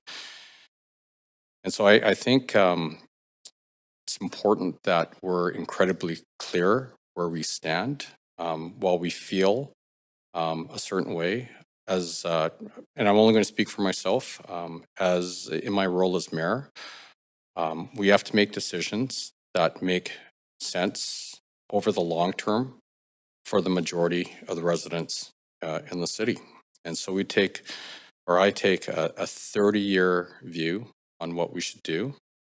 And so when I look at that view, I know there are a lot of people that are coming to the city. And we want to create an environment where we can build homes for the future Londons of the world, of Vancouver, who at some point in time are going to want to, live in the city, if they so choose and want to live in Vancouver, they're going to have that opportunity. I'm also involved in seniors care. And, look, I'm 55 right now. I'm not really thinking about it. But when I speak to people that aren't that much older than me, and they're looking at downsizing, the one thing I hear over and over again, especially on the west side, is great. We spent the last 40 years in our home, and we're fortunate. We built some equity, and we want to downsize to move into something that's a little more manageable, and we want to stay in the community. We don't want to go somewhere else, but there are no alternatives for us. And so there are a lot of people that aren't given the choice of being able to stay in the community, aging in place in their community. And I know from a health outcomes perspective, it doesn't matter what house you live in per se, it's the community around you. When you have community, your health outcomes are better. And so when I look at those two factors and a longer term view, that's why, despite the fact that I love the neighborhood and I'm very nostalgic about the area and specifically that street, that corner of the street that I know really well, I will be supporting the project because it does give us those opportunities. And I think you can hear from this council, they all expressed that they heard your concerns about livability and amenities, and we will take that to the drawing table, back to the drawing table, and we will advocate for that area as well. So that's my time. Can I please get the chair back? Thank you. Councillor Fry. Yeah, thanks, Mayor, and folks, thanks for coming today. And I'll also be voting in support of this application. And just echoing some of the comments that all of my colleagues have said, this is a difficult change to absorb, I'm sure, but it will be okay in the end. And, we just look around the area, there are similarly scaled apartment condo type buildings over on West Boulevard. And the gentleman who was speaking about, he'd moved in 40 years ago in 1986, I think, reminded me that was the year my step-grandmother moved into seniors living. And she was actually born, she was the original Vancouver homesteader, Mickey Gilmore. She was born in South Van, Marpole, in Marpole when it was still a separate municipality. It was, back then, it was West Point Grey Municipality. It was a totally different city, separate from Vancouver, separate from South Vancouver. And when she had downsized from her little house in Marpole and she moved into an apartment in Kerrisdale, and it was a super cute little apartment in one of the towers closer to 41st and sort of Boulevard area up there. But what struck me is that was 1986, and it was a real great opportunity for her to downsize. The population of Vancouver in 1986 was 430,000 people. Today, our population is about 775,000 people. So we are a growing city. We are running out of space where we can kind of keep these, single-family home kind of vernacular for folks to grow old in and for kids to grow up in, recognizing that we are running out of the space for us to keep our families intact in the city of Vancouver. So this, in and of itself, at 5 stories, is quite a modest scale. Throughout the city, there's a lot of really difficult scales that are coming in that have far greater impacts on leafy communities like this particular intersection. And I think that, as a city, we recognize that change is difficult, and this, I think, on the whole, will not be the worst change. And in fact, I think as time moves on, it'll be seen as an asset for your community and new neighbors that can contribute and enjoy a wonderful part of the city. And people like my step-grandma who can grow old in the neighborhood that they were born in and grew up in. Thanks. Thank you, Councillor. Okay, a reminder that any council member participating virtually whose video is disabled will be marked absent for the vote pursuant to section 14.13 of the procedure bylaw. I'm now going to call the vote. Clerk, if you can please take us to the voting panel.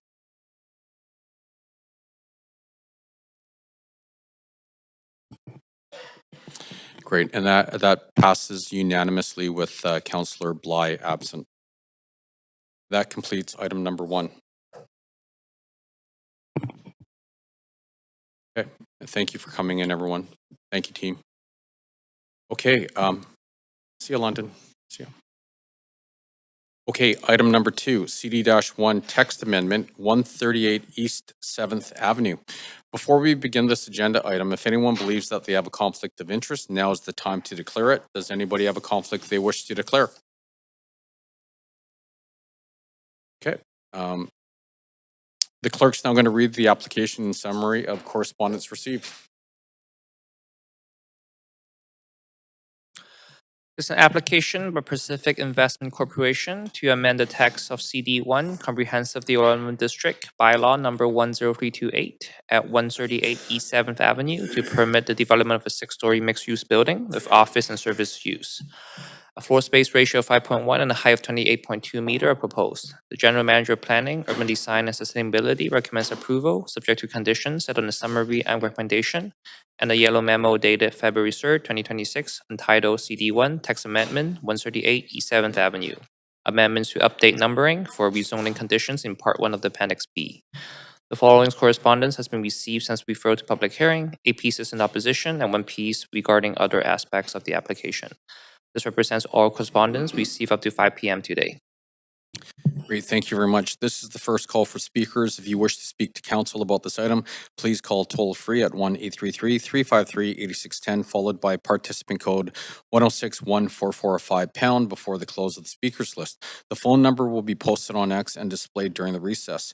There will be an opportunity for new speakers and missed speakers to be heard at the end of the registered speakers list. Now, we do have team members from Planning, Urban Design, and Sustainability here to present the application.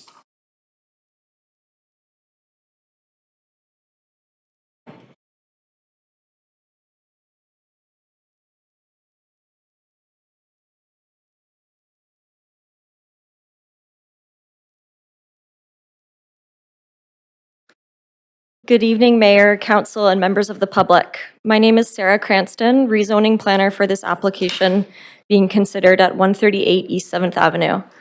I will note there is a yellow memo for this report to correct numbering of the rezoning conditions in Appendix B.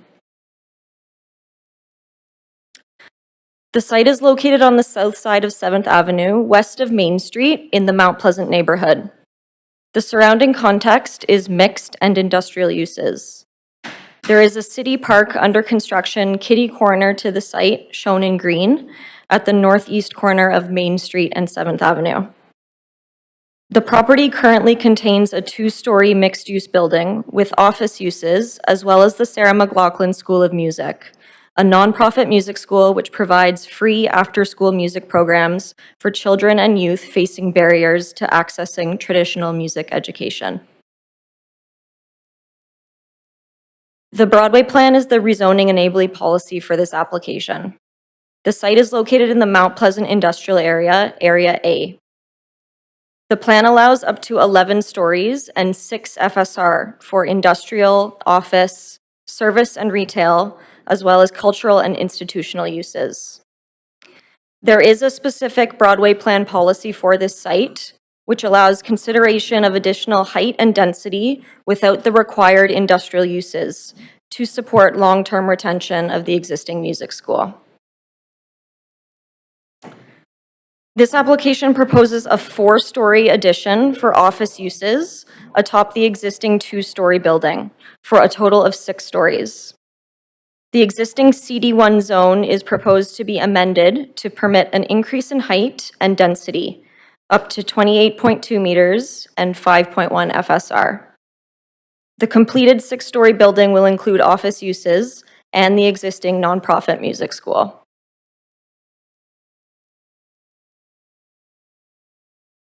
Support was expressed for this project for retention of the nonprofit music school, as well as for the proposal's compatibility with the neighborhood and the site's existing zoning. Respondents expressed concern for building height, privacy concerns, as well as traffic and alley congestion. Regarding building height, a condition reduces the building height to reduce massing. The proposal will also be below the permitted 11 stories as per the Broadway plan and is compliant with view cones. Regarding privacy, at 6 stories, tower separation does not apply to this building. If it were to apply, the average separation exceeds the required 60 feet between commercial and residential uses. Conditions ensure privacy and overlook concerns are mitigated. Regarding traffic and congestion, engineering conditions have been included to upgrade and improve the rear lane.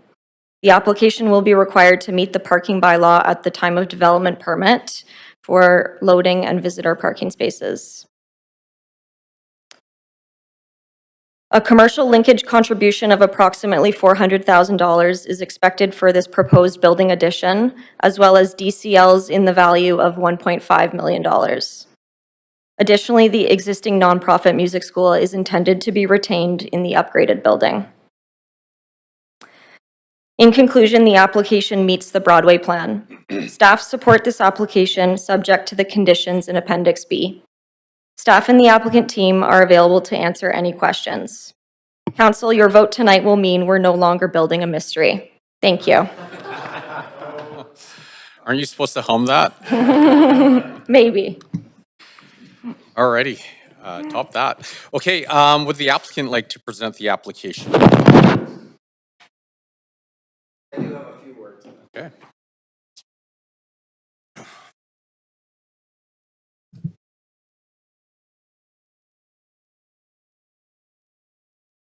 Good evening, Mayor and Council. My name is Brent Wolverton.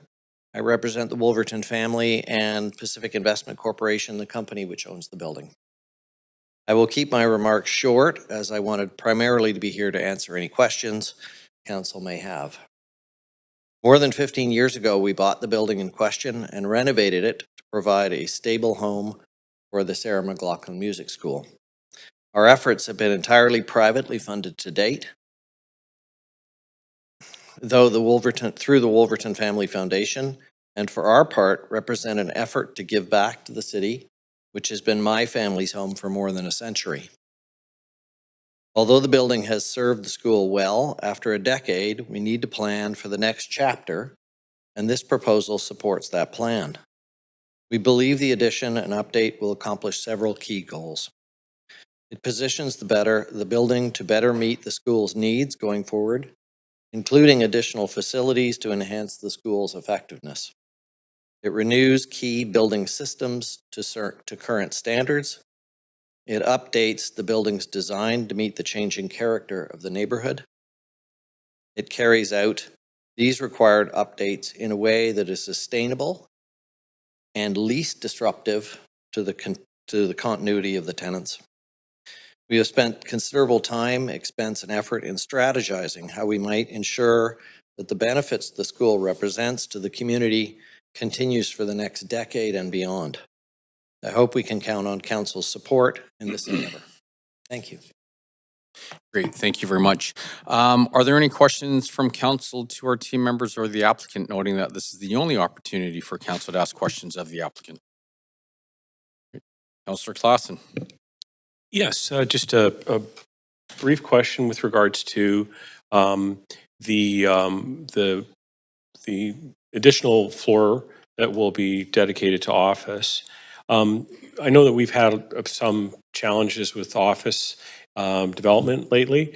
What are you sort of foreseeing in terms of how that space will be occupied, and will it be, it will probably, I won't guess, is it going to be exclusive to the School of Music, or are you going to be having other agencies potentially involved in that?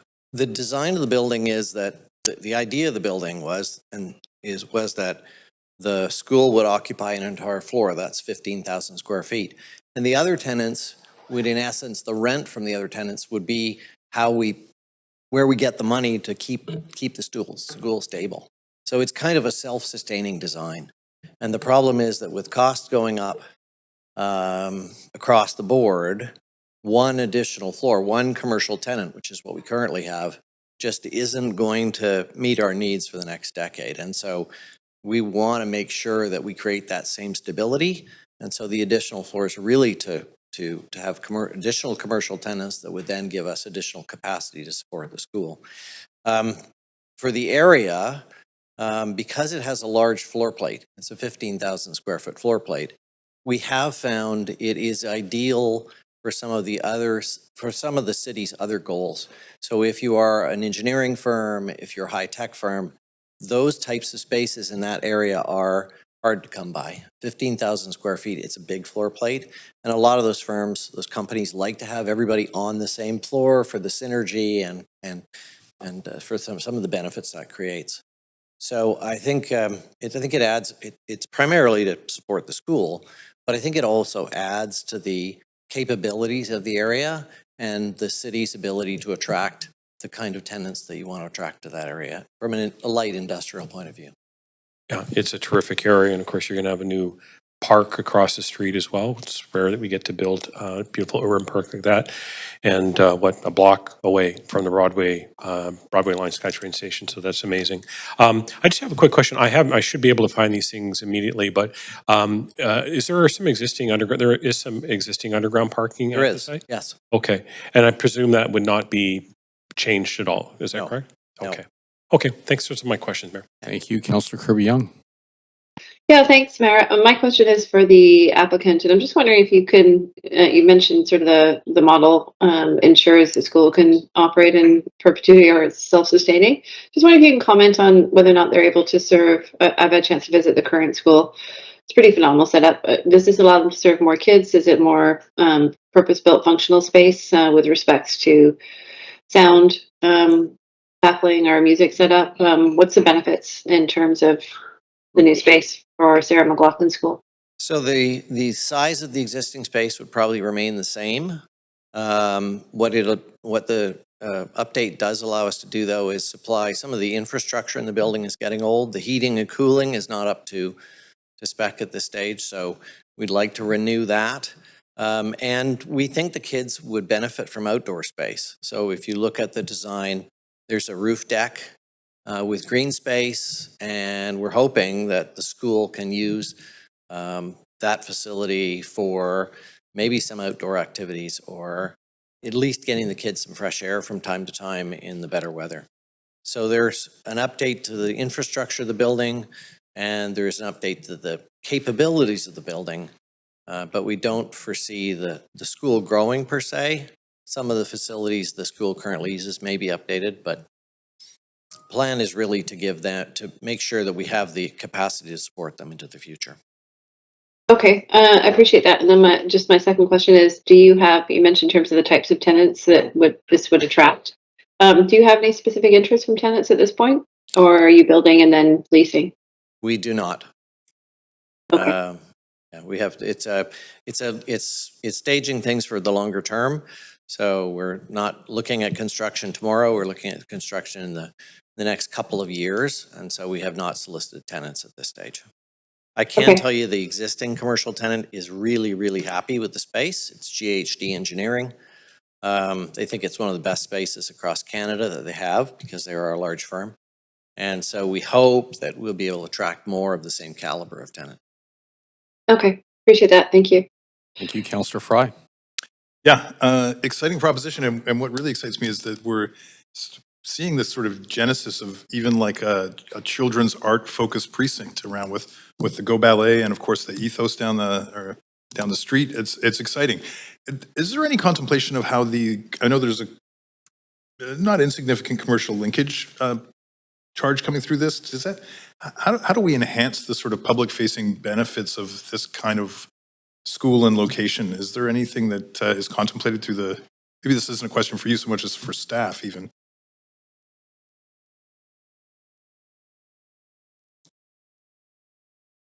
Thanks for your question. Yes, there's a commercial linkage contribution at approximately $400,000 that's being generated from the additional density, and that will be going to the Broadway Plan public benefit strategy to support other community facilities, infrastructure, et cetera. Inclusive of arts and culture kind of contributions? Yes. Amazing. Yeah, so I really love the fit, and I think this is a really nice piece. So, great. Thank you very much. Okay, This is the second call for speakers. If you wish to speak to council about this item, please call toll-free at 1-833-353-8610, followed by participant code 1061445#. Before the close of the speakers list, the phone number will be posted on X and displayed during the recess. We're now going to hear from the public. Any speakers in the council chamber, please come forward to the left podium when your name is called. Phone-in speakers will be unmuted when it is your turn to speak. Speakers will have up to 5 minutes to make their comments and should limit their comments to the merits of the report being considered. So our first speaker today is speaker number 1, Brad Nickel. Is Brad present?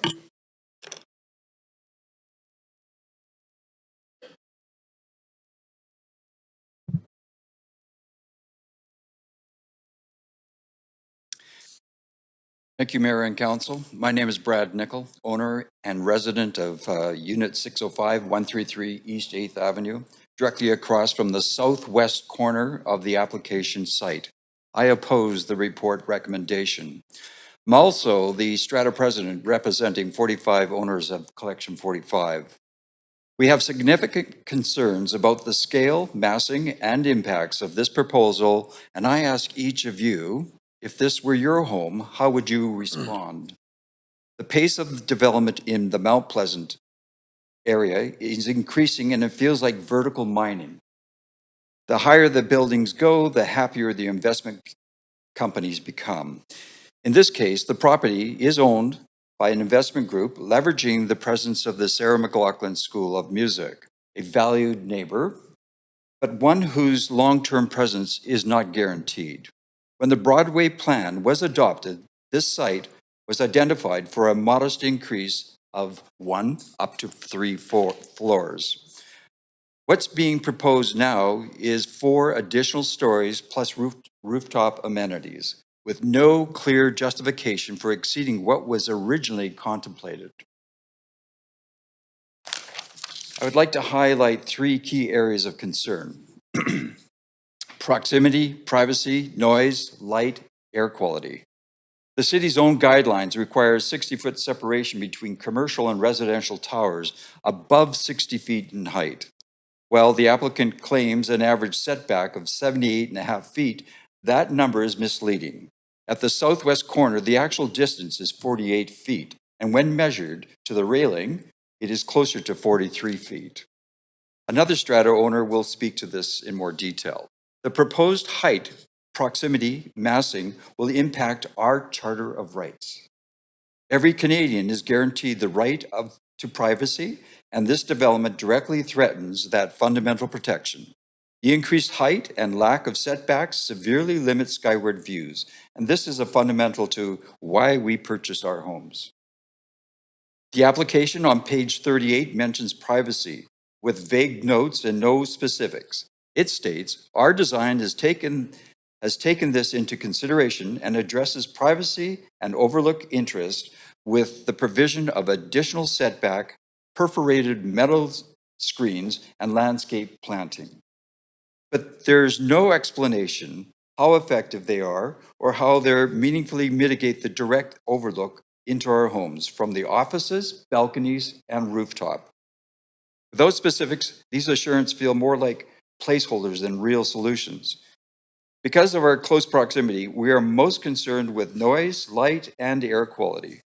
There is no information about the implications of noise from the music practice rooms, the mechanical systems, or the exhaust vents directed toward our building or from the rooftop. We are concerned about the light pollution from modern high-intensity fixtures that will be on all night from the offices, balconies, and laneway. What will be the impact on the air quality to us? These are not minor issues. They directly affect our quality of life. In concerning to traffic congestion and parking strain, the laneway behind our buildings is already overburdened. Waste trucks struggle to maneuver. Trades and service vehicles have nowhere to stop. Evo car sharing vehicles occupy scarce permit parking. And now the proposal adds an additional entrance at the southeast corner, precisely where 2 narrow laneways intersect, already constrained by power poles and garbage bins. This will worsen congestion create safety hazards, and make essential services even harder to deliver. The need for design revision, I'm asking the city to require the applicant to revisit the design with the following considerations: a reduction in the building height and aligned with the modest increase originally envisioned, increased setbacks, especially at the southwest corner, to preserve privacy and daylight, noise, lighting, air quality mitigation that protects the nearby homes, and traffic parking strategies that keep the laneways functional. Thank you. Great, thank you very much. Our next speaker is speaker number 2, Sophia. Is it Villarreal or Villarreal? Villarreal. Thank you very much. Good evening, Mayor and Council. My name is Sophia. I live in the residential building directly across the laneway from this proposed development. I'm speaking against the development. What concerns us is how this proposal relies on selective averaging and discretionary leeway that shifts impact directly onto existing buildings. I want to briefly speak to 3 key issues and conclude each with what we are asking the city to require. I first want to speak about the lane width setbacks and separation standards.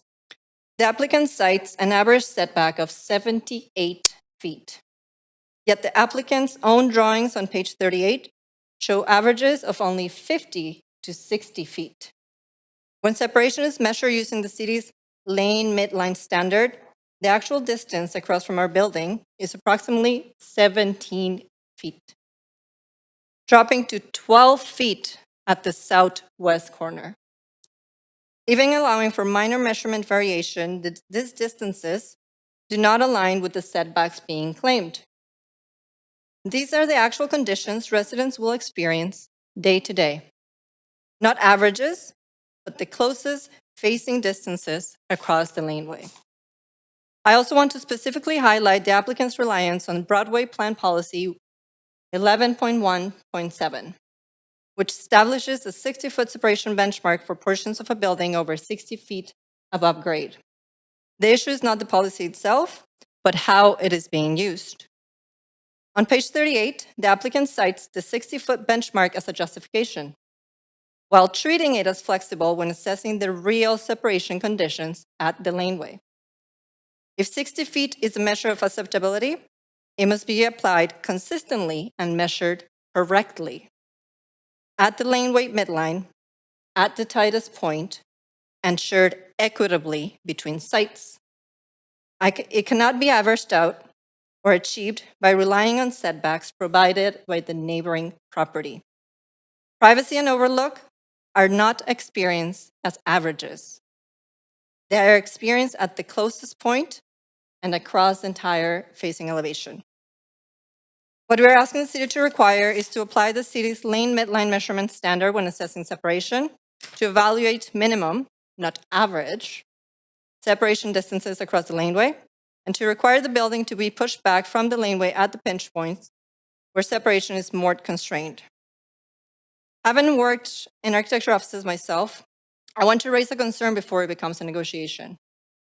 These are the patterns in rezonings. There is a pattern in rezonings where setbacks are later proposed in exchange for additional building height. We want to be clear that this will not be appropriate here. Setbacks only mitigate impacts when overall height is held constant. Once height increases, mountain views are permanently lost, shadows lengthen, and overlook becomes more severe due to downward sightlines. This rezoning is discretionary. Design flexibility should occur within a fixed height envelope, not to be used to intensify impacts on neighboring buildings. What we are asking the city to do is to hold the proposed height line and to assure any setbacks occur within the approved height, not in exchange for added stories. Finally, the proposal significantly increases building capacity while relying on the same service laneway. City staff already acknowledged the need for lane upgrades and traffic calming. This confirms the lane is already under pressure. While transit access may reduce commuter parking, it does not eliminate servicing demand. Tripling capacity inevitably increases deliveries, service vehicles, and pickup and drop-off activity in a shared service lane. What we are asking the city to do is to require a binding servicing, and operations management plan, and to protect the laneway as a shared functional corridor. In summary, this proposal relies on averages that mask tight laneway conditions, benefits from neighboring setbacks rather than providing its own, and defers key livability impacts to later stages. We have made our requests clear. This is not about stopping development. It's about ensuring it is done fairly, transparently, and in line with the city's own policies. Thank you for your time. Great, thank you very much. If there are any additional speakers in the chamber, please come forward to the podium. Clerk, are there any additional speakers online? Oh, please go ahead. Sorry, can I please get your name and if you're a resident of Vancouver for the record? My name is Emily Oswald, and I am a resident of Vancouver. Thank you. Please go ahead. Thank you. Good evening, everyone. My name is Emily Oswald, and I am the Director of Development at the Sarah McLachlan School of Music. Sarah sends her regrets for this evening's council meeting as she's currently out of the country, and so I am here today to represent SOM and to express our organization's complete endorsement for this proposed project at 138 East 7th Avenue. As you may know, the Sarah McLachlan School of Music is a charitable organization founded nearly a quarter century ago by Canadian Grammy and Juno award-winning artist Sarah McLachlan. For thousands of children and youth across Vancouver, the school has been a place of community, mentorship, and high-quality musical education offered at absolutely no cost to the students. As Sarah always says, SOM is a home away from home for the young artists who need us most. For the past 11 plus years, the Wolverton Foundation has played a pivotal role in helping SOM support young artists to thrive by generously providing us a permanent home at 138 East 7th Avenue. Every day, nearly 200 students facing multiple barriers access free, life-changing musical programming at our school. This is because the Wolverton Foundation has removed one of the most significant obstacles faced by nonprofits in this city: prohibitive rent. Thanks to their support, SOM is able to allocate our funding to be the most impactful to our community, which is providing musical education to the next generation of young Vancouverites who otherwise would not have access to this opportunity. The building at 138 East 7th Avenue is more than just a building. It has been a stable, sustainable home for barrier-free musical learning at SOM. For over a decade, the current building has subsidized the cost of operating a school in the heart of Vancouver, saving us close to $650,000 in rent each year. This approach has worked exceptionally well as it has kept the Sarah McLachlan School of Music financially viable, kept students in the community educated, and ensured that the building is fully used and well maintained. However, to keep the Sarah McLachlan School of Music here for the foreseeable future, the building needs to evolve. From the school's student-centered perspective, this plan is the least disruptive option to our students, our school, and our school community. Retaining the existing building footprint while expanding vertically allows construction impacts to be largely confined to the summer months, minimizing disruption to the students and our programming. For over a decade, this school has been a quiet success story and perhaps even East Van's best kept secret, as this proposed construction project is rooted in the city's mission of creating a great city of communities that cares about our people, our environment, our opportunities to live, work, and prosper. I humbly ask that the councillors endorse this project, ensuring that SOM's success of being a free musical education center for at-risk youth continues. And I really wish I had a good Sarah McLachlan pun like you did, but I will just say thank you for the opportunity to speak about this. Great. Thank you very much. So Clerk, are there any additional speakers online?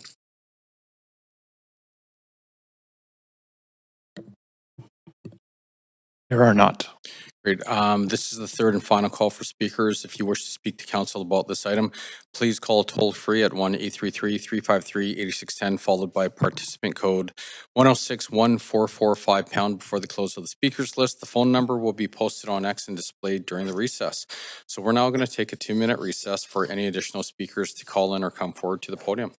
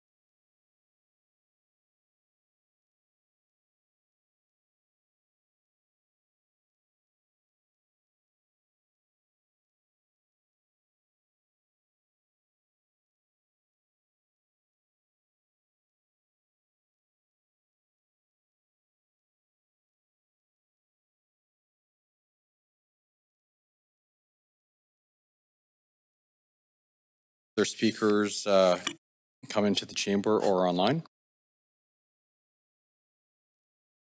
Just checking the phone line.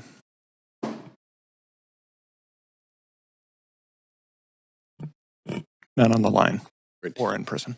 Okay, seeing no further speakers, the speakers list is now closed. Has there been a large volume of public comments received on this item since 5 p.m.? There has not been. Okay, seeing that there are few or no public comments received after 5 p.m., I'm now closing the receipt of public comments. Does the applicant have any closing comments? Thank you. Do our team members have any closing comments or hymns, songs? Yes, just noting that there's a yellow memo associated with the recommendation of this report. Awesome. Thank you. Thank you very much. Does council have any final questions for our team, noting no additional questions to the applicant are permitted? Councillor Meisner. Yeah, thanks, Mayor. I wanted to follow up with staff around some of the concerns raised by neighbors around the setbacks, particularly in relation to the Collection 45 strata building. Can staff comment on the setbacks and if they are being followed in this case? Thank you for the question. David Shah, Development Planner. Yeah, as Sarah mentioned in the beginning, tower separation does not apply for this proposal, as the existing residential building to the south is a 6-story building. And under the Broadway plan, 6-story form is considered a low-rise building, so it's not considered tower. As for the building separation distance, yes, the building separation distance between the majority of the units, so 5 units per floor, are facing the proposal is at approximately 74 feet, which does exceed the minimum 60 feet if the tower separation were to be applied between commercial and residential. But however, that's not the case here. As I mentioned, tower separation doesn't apply. One of the neighbor mentioned that there's one 2-bedroom unit towards the west with the building separation that ranges from 38 feet to 48 feet. And we typically look at the layout of the existing units, and for this particular existing building, the living room faces both the proposal and the side yard with enough setback. Also, the unit is directly facing the exit stair core with the blank wall. So the direct privacy and overlook impacts are slightly, it's mitigated, minimized. And typically office and residential uses are not used at the same time. So generally that reduces the privacy and overlook concerns. Okay, thank you for that additional detail. So with that one unit, it's not directly across from another window. It's going to be across from you said a stair core. Is that correct? Yeah, in terms of the placement of the units of the existing unit to the south, yes, the stair core is with the blank wall with no windows are directly across from that unit. So I would say that the direct overlook impacts are minimized as opposed to when you were to have a glazing directly across the unit. Understood. Okay, thanks for that clarification. Appreciate it. Thank you very much, Councillor Clausen. I think staff did a pretty good job of covering the privacy questions that I was going to ask about, certainly the positioning, and I'm sure that those kinds of things usually get negotiated, but I think my questions, I think, were fully answered. Thanks, Mayor. Thank you very much. Okay. Clerk, did we receive any additional public comments since the close of public comments?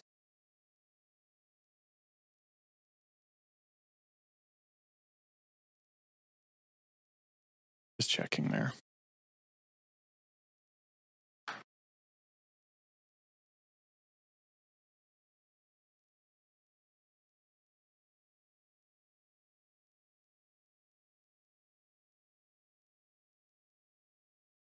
We did not. Okay. Council will now make its decision on this application, and I want to remind everyone that We're going to move it along with the yellow memo. So do we have, so moved by Councillor Dominato, seconded by Councillor Klassen. Council, is there any discussion? Seeing no one in the queue. Oh, Councillor Klassen, go ahead. Yeah, thanks very much, Mayor. I just, first of all, I want to thank the speakers and also just the responses from staff in terms of better understanding the placement. When I was, many years ago, when I sat on the City Planning Commission, as a member of the Planning Commission, we spent a good 2 years on a work plan focused on adaptive reuse. And so I'm a big fan of any way for us to kind of reuse and adapt building structures, certainly for either from the standpoint of usage and also just reducing the need to for additional construction. It's good for the environment. It's just smart development. So from that standpoint, this project scores a few points from me. But speaking more to the school itself, and I just can't say enough about what Brent and the Wolverton Foundation and the entire team, Dan Cleland and Sarah, of course, have been able to build there. I've been in that school on a couple of occasions and came away with my heart pounding with excitement and how what an incredible asset it is in our city. We are so incredibly lucky to have a place that fosters culture and positivity and the growth of young people to learn art and music and express themselves in that fashion. And it's all thanks to the generosity of private benefactors, which is incredible. And so it is I think just a really great addition. Can be, just steps away from the new SkyTrain station that's going to open next year. It'll be across the street from our new urban park that'll be at the corner of 7th and Main. This is just going to radiate as a very incredibly important part of the Mount Pleasant community and right in the heart of our city. So I'm really excited for this, and I think it just bears repeating that this stage of the growth of the organization really depends upon this building having some of the economics to help support the work of the school. So from that standpoint, I'm really grateful that this is going to be happening, and I know that Sarah just had a birthday recently because our birthdays are on the same day. It's one of those things you pick up in a funny little picks up of information. So on January 28th. So I hope that the rest of council will support this and be a nice birthday present for Sarah. Thanks very much. Thank you very much. Councillor Dominato. Thank you, Mayor. And I'm smiling a little bit because I a very like mind to my colleague this evening. I do appreciate the speakers and some of the concerns you've raised. I think that staff did a reasonable job of trying to address some of the points that were raised. But there's I would say, very little opposition overall to this proposal. And like Councillor Klassen, I also am a big fan of this adaptive use of leveraging the existing building on top. And have also had the opportunity to tour the school previously and see it shine with the students and the performances. And this is a really critical part of our city. We often, most of the rezonings that we see here are housing, by and large. There's some industrial, some office like this. But this is really special because it helps maintain the school in the city, because oftentimes I can say this from experience because one of my daughters dances and is at a school that started, a dance school that started in Vancouver and now is in a neighboring jurisdiction because they ran out of space. They couldn't relocate and find a suitable space. And there is an enormous appetite for music education. And particularly the one thing I think that's really notable about Sarah McLaughlin School is that it really is to serve all children of all ages and come from all different ways of life and regardless of income. And that's a real focus. And so I know that this proposal is really coming from a place of serving those students, those families, and the community. And I think it is important that we have that vision to how do we ensure that services, community services like this can stay in the city of Vancouver. So I'm happy to support this and really pleased to see it come forward. Thank you.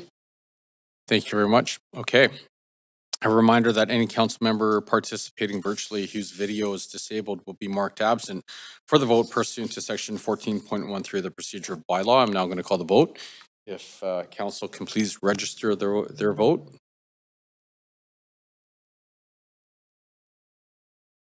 Great, and that passes unanimously with Councillor Bly absent.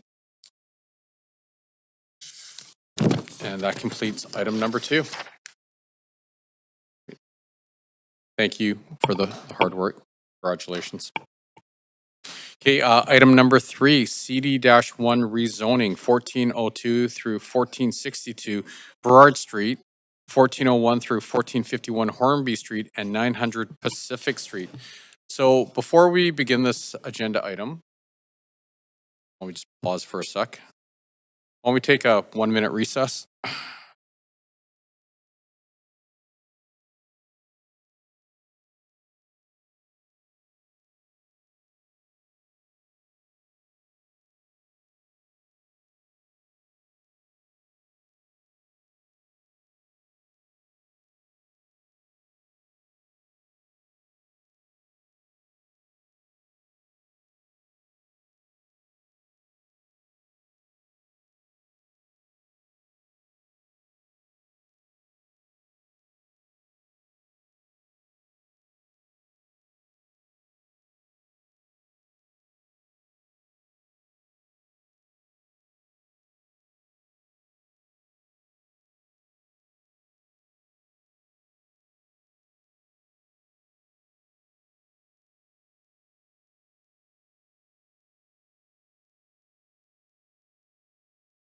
The item, if anyone believes they have a conflict of interest, now is the time to declare it. Does anybody have a conflict to declare?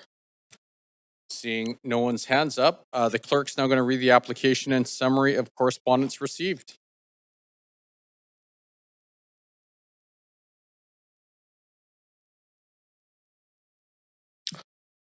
This is an application by the General Manager of Real Estate Services of the City of Vancouver to rezone 1402 to 1462 Burrard Street and 1401 to 1451 Hornby Street and 900 Pacific Street from Forest Creek Comprehensive Development District to CD1 District to permit a mixed-use development of a 40-story and a 54-story east tower connected with a podium with 1,089 secure rental units and ground floor commercial space, maximum floor space of 18,700 square meter, and a maximum building height of 165 meter are proposed.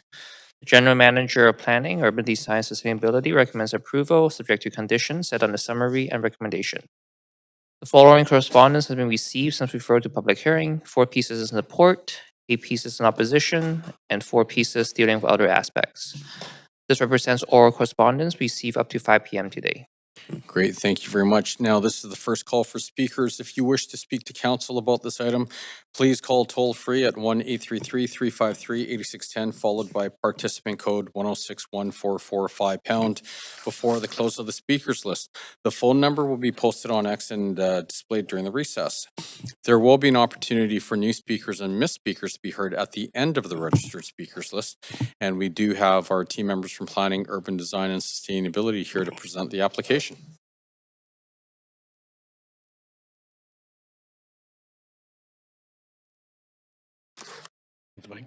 It's good. Great. Good evening, Mayor and Council. My name is Nick Danford. I'm the rezoning planner for the file. So the site outlined in red is located in the downtown south area of the city, on the southeast corner of the intersection of Burrard and Pacific Streets. This is directly east of the Burrard Street Bridge. The site is currently houses a series of single-story commercial and industrial buildings and businesses. The surrounding neighborhood generally consists of high-density residential buildings ranging from a single story to over 50 stories in height. This proposal is being considered under the Rental Housing on City-Owned Lands Public Benefits Pilot Rezoning Policy. So under this policy, development is to be delivered through the Vancouver Housing Development Office. The policy outlines that proposed developments will secure the residential floor area as 100% rental tenure through a housing agreement. Developments are to include 35% of all units D3, 2 or more bedrooms, and will generate ongoing tax revenue streams to advance city priorities. The Granville Slopes policy is also applicable to the site. This policy that was approved in 1993, anticipated a strata residential development in this location with a density of 4.5 FSR and a maximum height of 64 meters or 210 feet. So the application was submitted in December 2024 with a resubmission in May 2025. The proposal is for a 54 and 40-story mixed-use development, noting that the council report dated January 6th captures the number of stories as 52 for the East Tower. This is a typo, and the overall height of this building is 54 stories or 165 meters.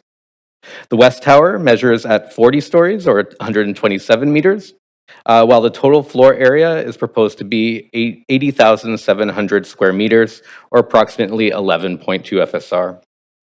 1,089 rental units are proposed with commercial space on the ground floor. An online question and answer period and an in-person information session was held during the application review process. Throughout the process, respondents indicated support for the additional rental housing, the contextual fit of the building height, and the proposed commercial uses included in the development. While concerns were received related to the proposed height, neighborhood fit, traffic, and impact of construction noise. With regards to the proposed height, staff note that the surrounding context includes buildings in excess of 50 stories in height. Additionally, protected views and parks are not impacted by the proposal's size. Regarding traffic and parking, the proposal will be required to meet the parking bylaw at the time of development permit, and it's not anticipated that the site will put additional pressure on street parking in the area. Finally, construction noise and any noise associated with the development after occupancy will be regulated through the city's noise control bylaw. The expected DCL contribution from the proposal is approximately $28 million. Along with the public art contribution, the total public benefit package is $29.8 million. Other benefits include the 1,089 rental units and as well as the non-tax revenue for city priorities. The proposed land use, form of development, and public benefits is generally consistent with the applicable policies and the surrounding built context. Staff recommend approval and are available for questions. Thank you. Great, thank you very much.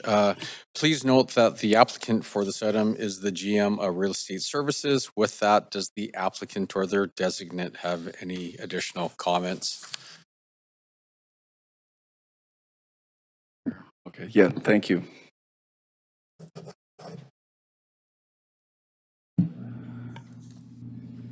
I'll just make a few introductory comments on the project and provide a bit more context on the VHDO.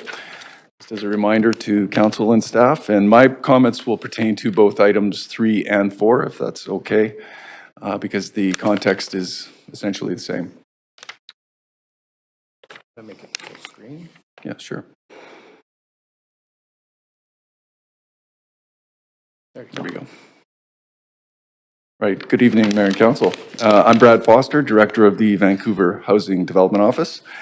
This moment has been about 2 years in the making, and I'd like to celebrate this by giving thanks to Mayor and Council for your support to this point and the incredible cooperation we have received from our colleagues throughout the organization to bring forward our first 2 rezoning proposals. I'd also like to thank our top-class design teams, which we've assembled here today, who can take any questions that are more on the technical side, and I think they'll be happy to do that. The combined cooperation and expertise that we've received have resulted in exceptional architectural design, offering massive improvements to the urban realm and infusing new life into important but underutilized city-owned sites. Just a reminder to Council of the range of housing that the VHDO deals with.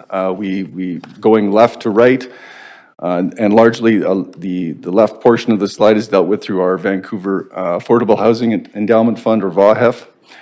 We address homelessness. We're providing housing with supporting services, social housing, community housing, and a huge range of affordable and rental housing and home ownership opportunities, largely through our nonprofit partners.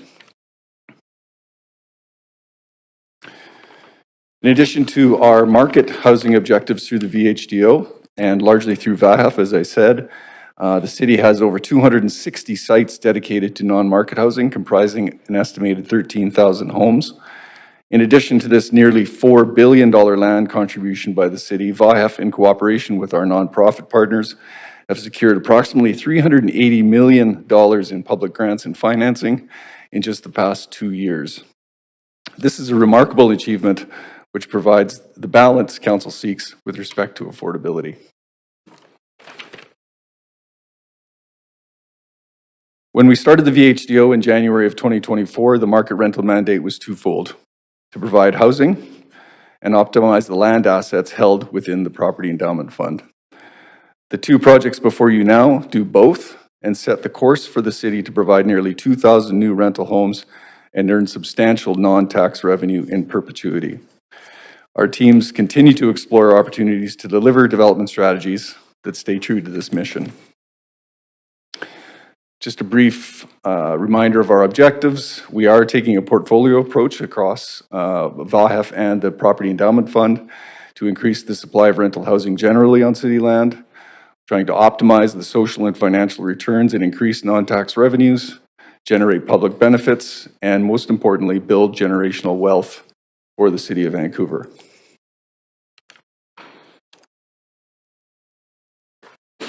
Since our inception, substantial work has been accomplished on the 6 sites that you see before you that are included in our pilot phase.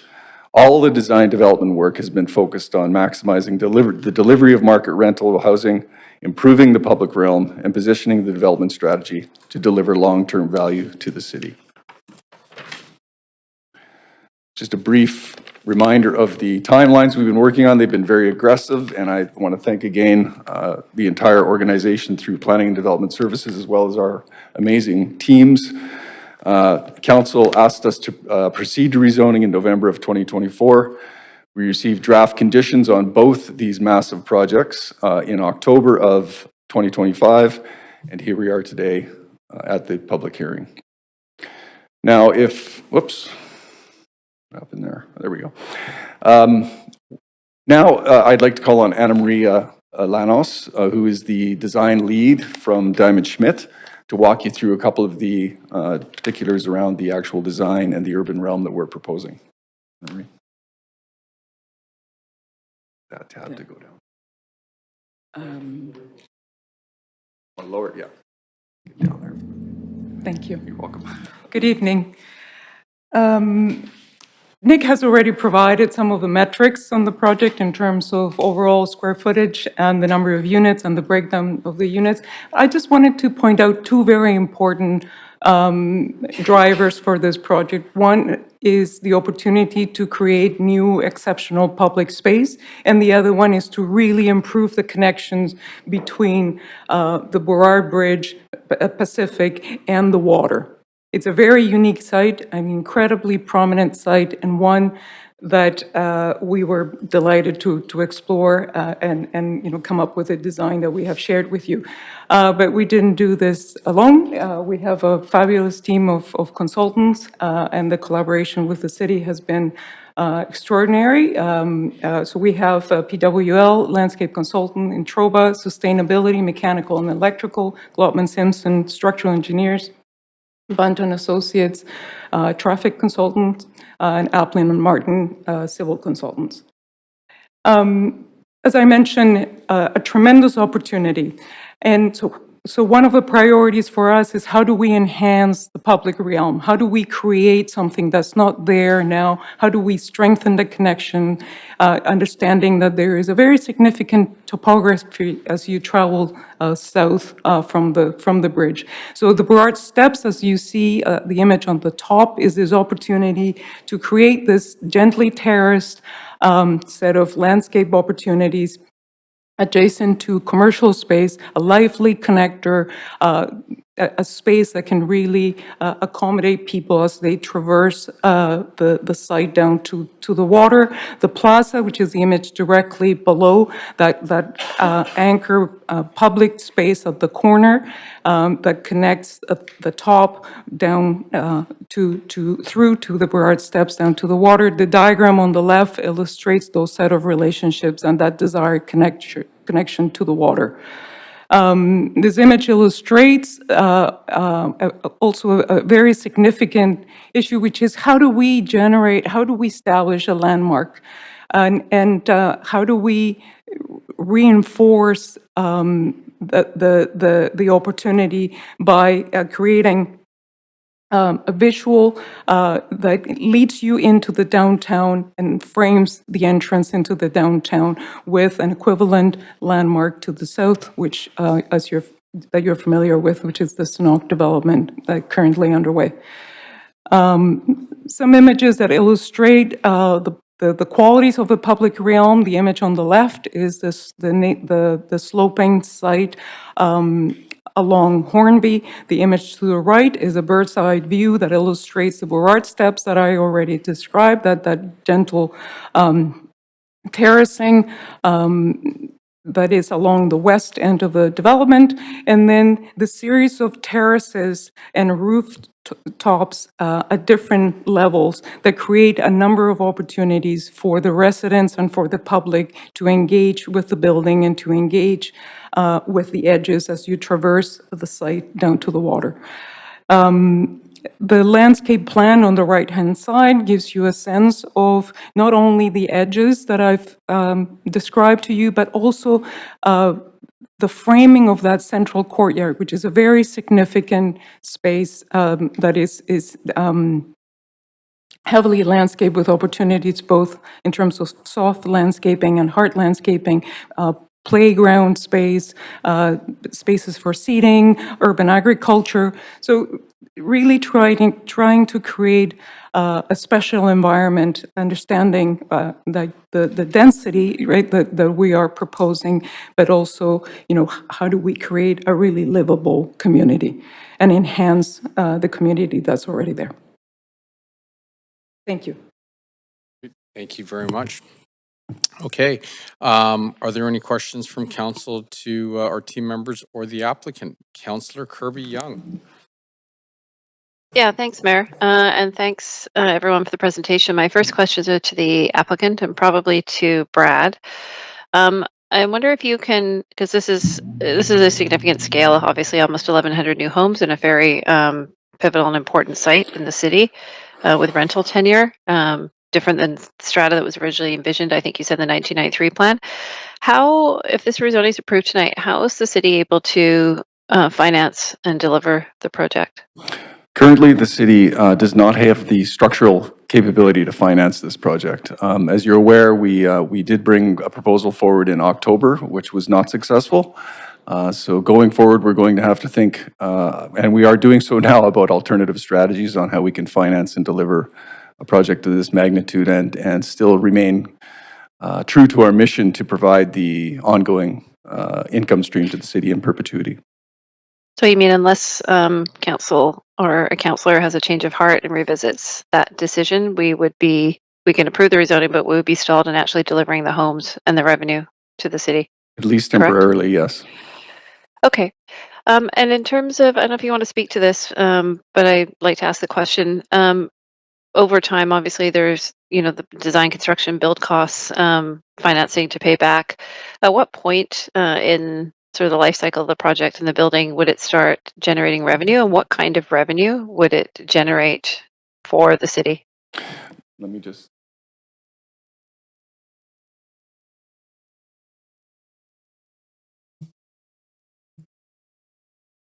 Well, the completed project would start generating revenue immediately on occupancy, successful occupancy. I have very round numbers, orders of magnitude. Sure. For Pacific and Hornby, the valuation at occupancy would be about 1.2 billion. That's just the sort of capped valuation of the project. Forecasted revenue over a probably 35 to 40 year period would be about $1.02 billion. And the land value, should the zoning be successful, would be in the range of about $90 million.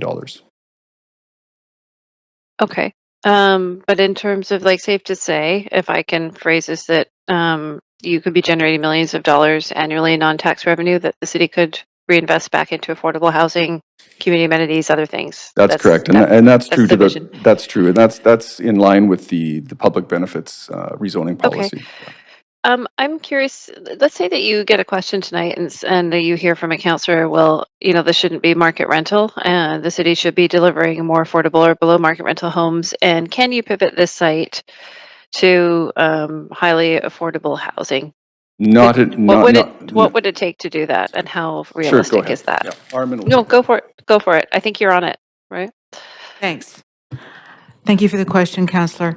At this point, the only way that you could deliver the affordability that I suspect is wanted is with provincial investment. There is absolutely no way that we could actually get the depth of affordability without public dollar investment by the province. There's no significant given the scale, correct? Correct. And if you actually look at the scale of what we're talking about today, you're at about 1,800 units with both these projects. That means that you would cannibalize every provincial investment for the next 3 years on just these two projects. On just these two sites? Correct. So it could actually compromise delivering other affordable projects? There would be no money left over for anywhere else in Vancouver. Okay, and last question. If council approves this rezoning, and if council saw fit outside of the public hearing process to revisit its decision, how quickly could you get started on constructing almost 1,100 new homes and generating new non-tax revenue for the city of Vancouver? Difficult question, frankly, to answer, Councillor. And I think I would have to be conservative in my response. I would probably say we'd have to look at where the market is, and we probably wouldn't look at putting the risk to the city unless we could actually do some market testing. So at least 24 to 36 months. Okay. But time does matter because costs escalate, right? Correct. Okay, I'll leave it there. That's my time. Thanks, Mayor. Thank you very much, Councillor Claassen. Thanks very much, Mayor, and thanks staff for their presentation. This is obviously a project that literally breaks ground on a number of important things around since we established the Vancouver Housing Development Office. I just know that these projects are going to be around here for a long time, a lifetime.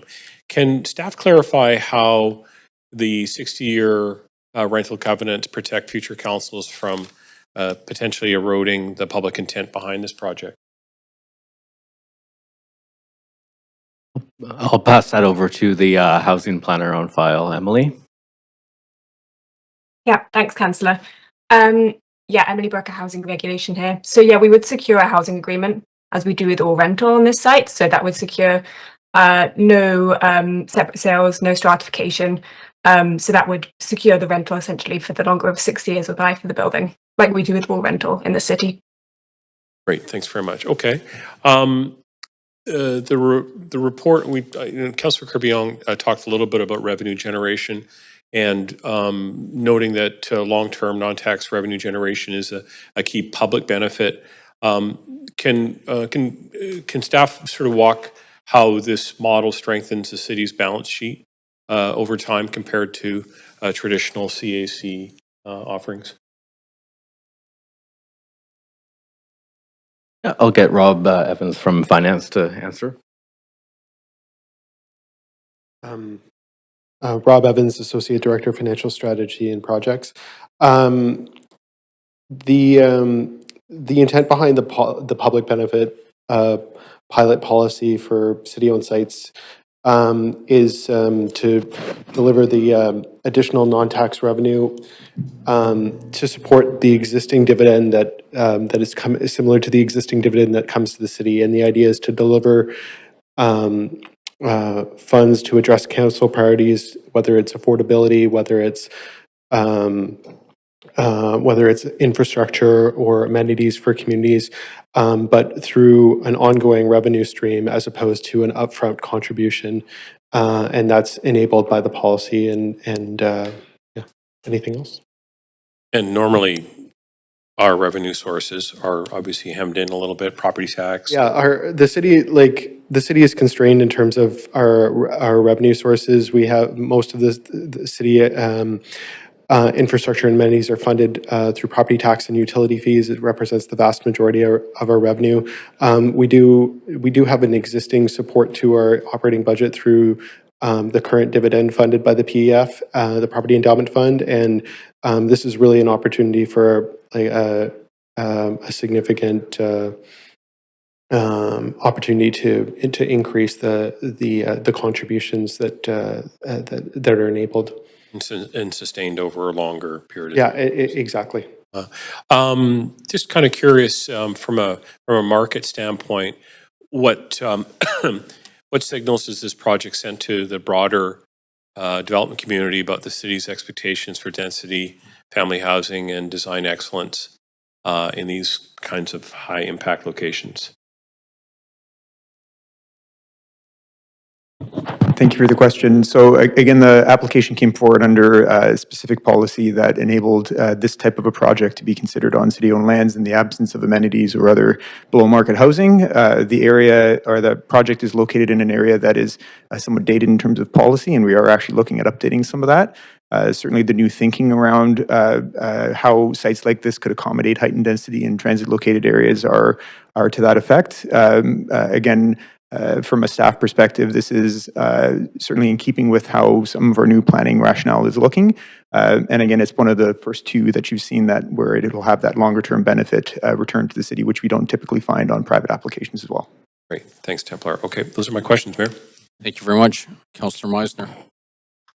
Yeah, thanks, Mayor. Thanks, staff. First question, a few of my questions have been answered already, but first question is, give me rationale as to why it's important to secure this rezoning now, given the fact that we don't have the GBE set up due to that council vote.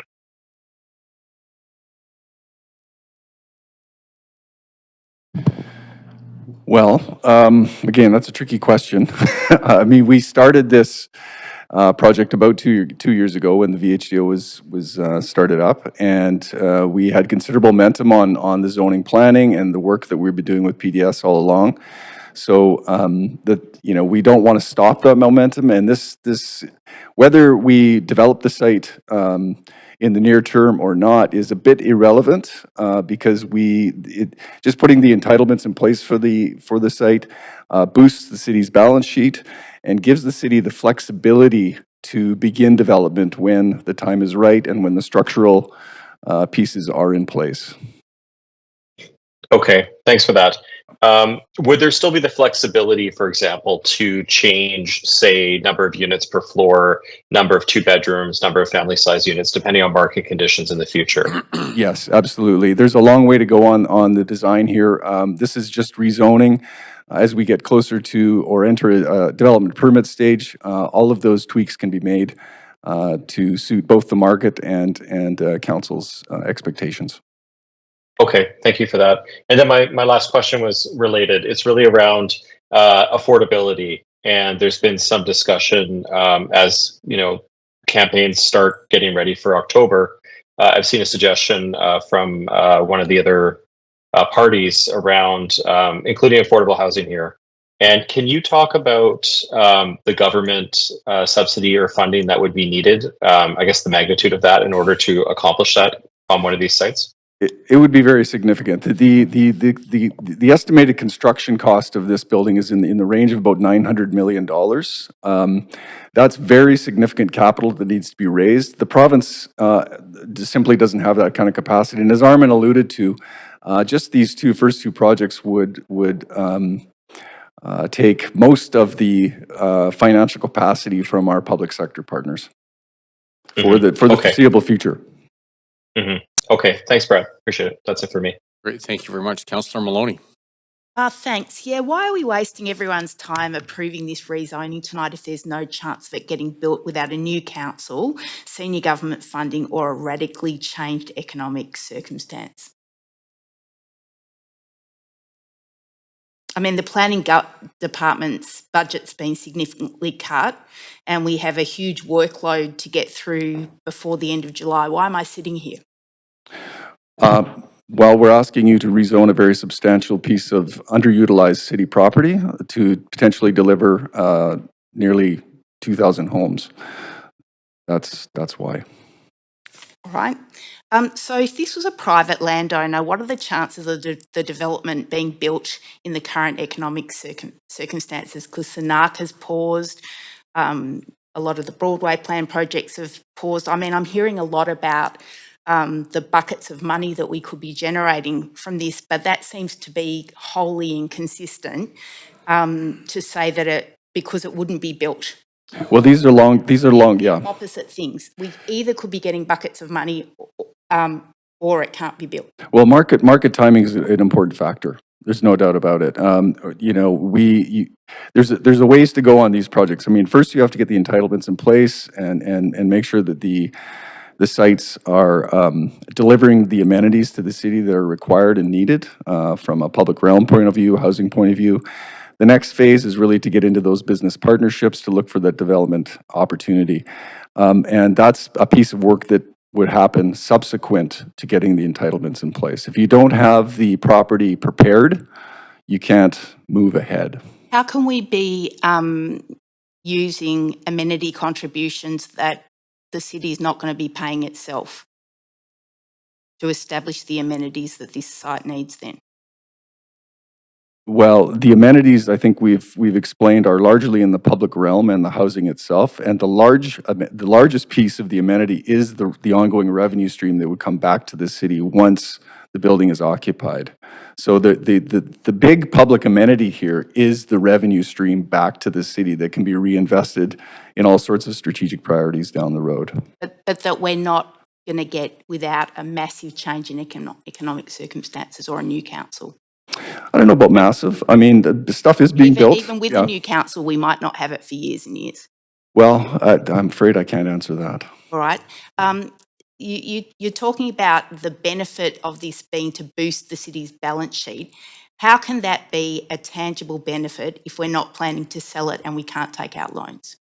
Well, that might be the case today, but it might not be the case After tomorrow. October. Yeah. Maybe. Well, who knows? I don't know.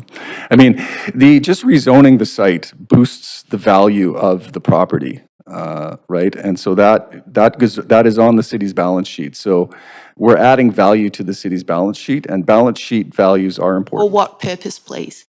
Well, value. I mean, it's just value that can be leveraged down the road. Yeah. Thanks very much. You're welcome. Thank you, Councillor Fry.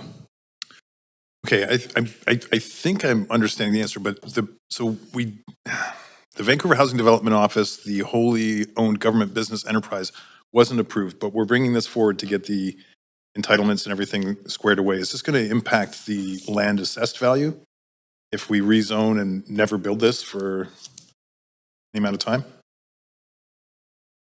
Would we not pay taxes on this land, essentially? It's our land. All city property is exempt from property tax. So the city itself would not be paying taxes on the additional, on any additional value. I would have to defer to BC Assessment on when they would recognize the additional value, whether it's after public hearing or after enactment.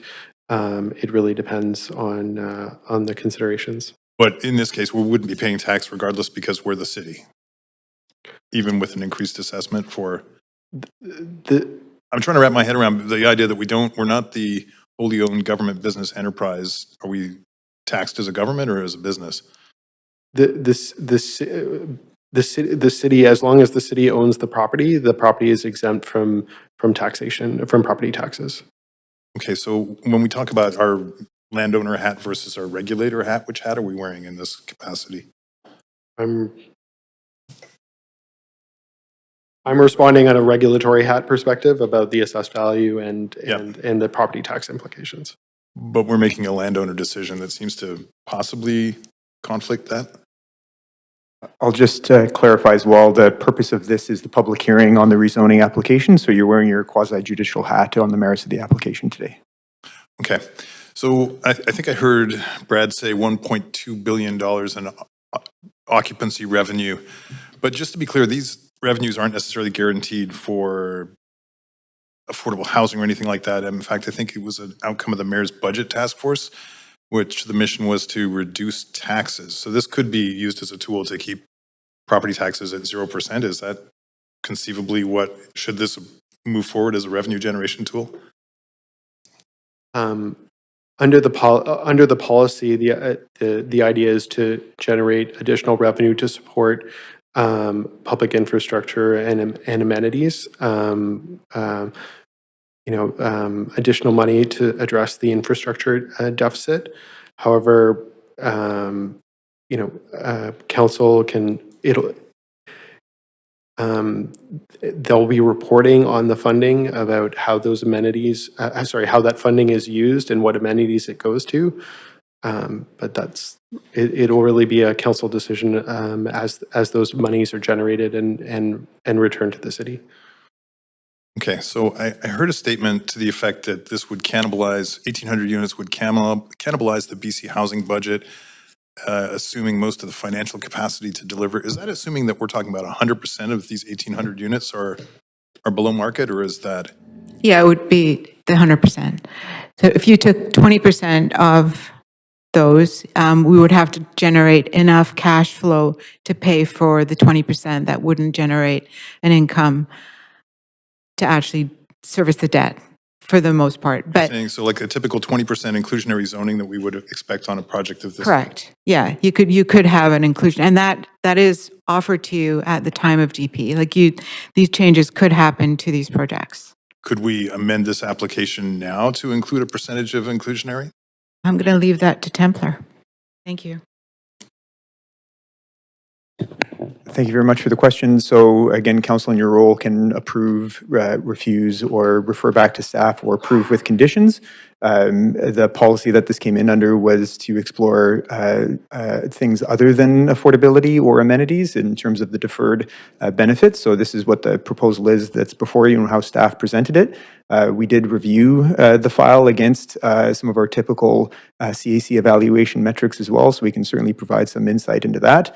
Given the existing strata density compared to the proposed rental density, it's also very limited in terms of its ability to generate a CAC that would otherwise generate those types of below market components to it as well. But specifically, if we wanted to do like a typical 20% below market inclusionary zoning on this part, could we do that in this public hearing, or would that require a different public hearing? You can certainly do that in this public hearing. I would certainly say that if it were this or any other project, that's a significant change, and I'm not sure if the applicant in this case, or if it were a private entity in another case, would be understanding of what that effect would be to the project. Sorry, thank you. We're at time. Councillor Dominato. Thanks for a lot of questions have been asked about the viability of this going forward. But I did have a question with respect to some of the visuals that presented around potential future buildings. And it was specifically, there was a lot of attention to public realm and really the opportunity that lies there. And there was mention of courtyard space. And I'm curious if someone could just outline for me, was that contemplated as a public courtyard or courtyard for residents or shared? I'm just curious, recognizing this is very different from the other questions being asked, but could staff just elaborate on that in terms of the design features of what was proposed and presented? Yeah, the design, so the center courtyard is envisioned to be a private space. So the public realm goes along the exterior of the building and onto the steps. Is that accurate? Yeah. Okay, thank you. I'll have maybe more comments later, but that's it for questions. Thank you. Thank you, Councillor Orr. Yeah, thanks. A lot of my questions were asked. I just have a questions on, is it true we can't necessarily sort of direct where the dividends of this market rent would go? That would sort of be handicapping future councils, but there was talk of affordable housing as well. I'm just kind of, I've heard a couple things where this will help affordable housing, but then I was under the impression that there's no way to sort of direct those dividends into, say, VAHEV. So thank you for the question. So effectively, if this were approved and if this were to generate revenue, those revenues would come back to the city, and typically those are allocated and identified through our capital planning or budgeting process. So my understanding is we're not intending to earmark or identify those things now, and those are future council decisions on what to deploy that towards. I see. Sorry, Templar. You said something around the density of the area, and that the policy planning hadn't yet been finished. So correct me if I'm wrong. There's been a few cases where we've recommended against applications that have come forward because that planning hadn't been complete. Yeah, thank you for the question. And just for clarity, there's lots of overlapping policy Yeah. within the area. So the area does have existing policy and permissions in place. The policy I was trying to allude to was the higher buildings policy, which is under review by staff as well. Yeah. So that's the one piece of policy that I was trying to reflect on. Thank you very much. What is the impetus here to sort of keep rents low? I mean, I guess we're not trying to keep rents low at all. I mean, what kind of, I'm just trying to think here. What is the signal to people where we're using city land? And then I know this has been brought up that this is a revenue generator. We're not trying to keep rents low. Correct, but we are working within income bands. So if we actually do access any kind of public funding, like BC Bills or Build Canada Homes, and or if we actually get ACLP financing from CMHC, we'll have to work within income bands that are actually put together by the province. The province actually substantiates these income bands. Right now, they are about between $94,000 and $194,000 a year annually. So we would work within those income bands. So you would have to you couldn't make more, a household couldn't make more than within those income bands if we were actually able to go out and get the financing to build the project. Has there been any concerns by the development community in terms of sort of essentially competing with them? Or I think there has been, and I think we all know that there has been. So thank you for that. Yes. we all know? I think we all know that the development community has made comments about having concern around this being competitive with projects that they're building. However, we are actually not in competition with them. If you actually look at what the housing development targets are for the city of Vancouver, this represents about 5%. I can't imagine why 5% would be a problem for a developer, but I can't answer that question. But yeah, I didn't actually know. That's why I asked the question. So,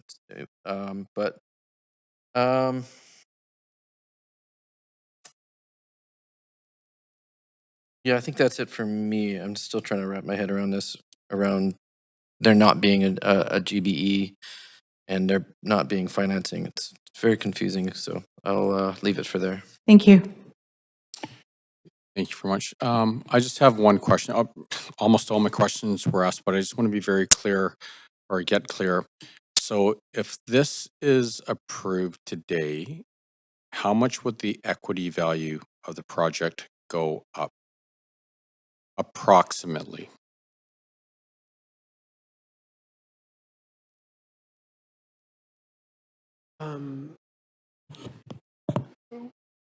As Templar alluded to, we did do a review of the proposal.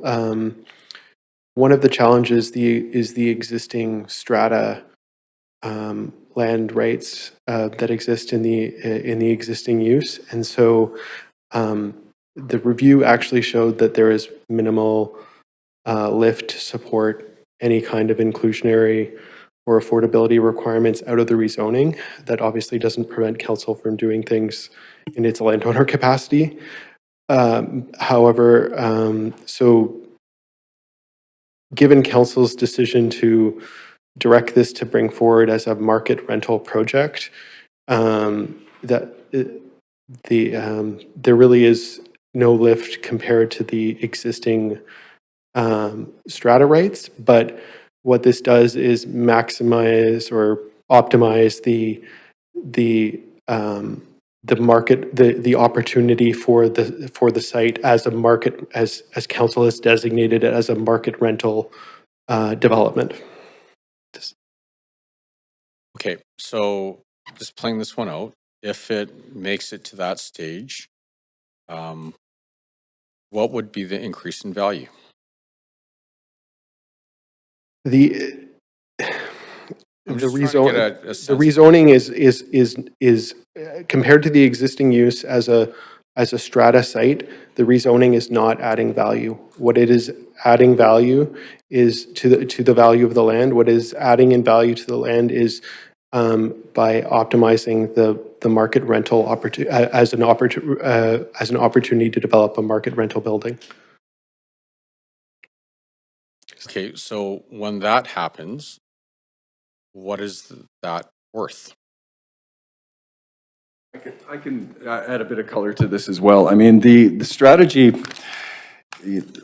when we started out, was not to focus on residual land value. The strategy for the value for the city is really the long-term revenue generation and the provision of housing. So that's the real value Have you guys opportunity. run a DCF on that? I'm just trying to. Yeah. So but right now, as proposed, the land value would be about $90 million, between $90 and $100 million, depending how we look at it. But that was never, the sitting land value was never really the focus of what we're trying to do. No, I get Yeah. that. I totally understand. I'm just trying to get a size or a sense for. Yeah, it's about, 90. Yeah. And we can talk about it being allocated to affordable housing directly or indirectly, synthetically, whatever. I'm just trying to get an understanding for the size of the decision we're going to make today, whether or not people are going to vote for it or against it, and they realize how big the decision is. Yeah. Great. Thank you. Appreciate that. Thank you. Awesome. Okay. With that being said, this is the second call for speakers. If you wish to speak to council about this item, please call toll free at 1-833-353-8610, followed by participant code 106145 pound before the close of the speakers list. The phone number will be posted on X and displayed during the recess. We're now going to hear from the public. Any speakers in the council chamber, please come forward to the left podium when your name is called. Phone-in speakers will be unmuted when it is your turn to speak. Speakers will have 5 minutes to make their comments and should limit their comments to the merits of the report being considered. Our first speaker today is speaker number 1, Michael Bisker. Is Michael present? Speaker number 1 is not present. Okay. Speaker number 2 has withdrawn. Speaker number 3, Mick Shaflick. Speaker number 3 is not present. And speaker number 4, Chris Stepchuk. Is Chris on the line? Hi there. Yes, I'm here. Hi, please go ahead.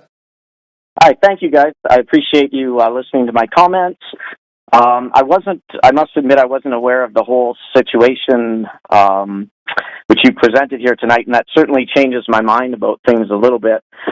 I've got a bit of a unique situation. I live at 1483 Hornby Street, and it's a townhouse right next to the alley, right across from the proposed new development. So I've got, I guess, a little bit of a bias when I look at things. And, I originally I was kind of neutral on whether I supported it or didn't support it.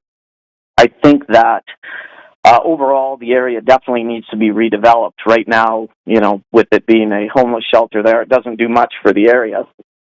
I did think that the new development looked very, very cool and would add a lot to the area, but in light of the implications with the city using it as more of a tax revenue, I think it probably makes sense something a little bit scaled down. And I guess my largest concerns around this were the fact that the alley and what I've seen over the years there, just living on the corner, and ever since the Beach Avenue was closed to traffic during COVID, it's really become the commuter lane for most people. And it's people fly through there, and it's quite dangerous. And I noticed on the proposed development that the plans were just to keep it as an alley with the entrance for the development right off the alley. And I just feel very strongly that that's not going to be a good idea, because you're talking about adding, hundreds of vehicles into there on top of what's already a really quite a dangerous situation. And I think that would have to be addressed. But my comments, I guess, maybe aren't super relevant, given that it sounds like there's a lot of other issues with this in terms of just how it all plays out. So I guess that's all that I really wanted to relay, is just more the concerns for the safety and the extra traffic with having Beach Avenue closed to vehicle traffic. Thank you very much. Okay. If there are any additional speakers in the chamber, please come forward to the podium. Clerk, are there any additional speakers online? No one else is on the line. Okay. This is the third and final call for speakers. If you wish to speak to council about this item, please call toll free at 1-833-353-8610, followed by participant code 1061-445#. Before the close of the speakers list, the phone number will be posted on X and displayed during the recess. We're now going to take a 2-minute recess for any additional speakers to call in or come forward to the podium.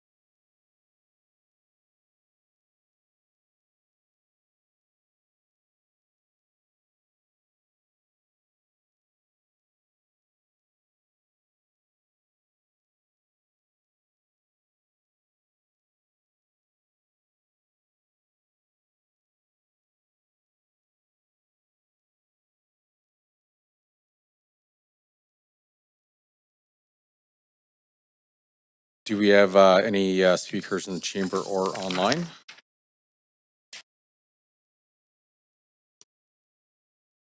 We do not. Okay, seeing no further speakers, the speakers list is now closed. Has there been a large volume of public comments received on this item since 5 p.m.? There has not been.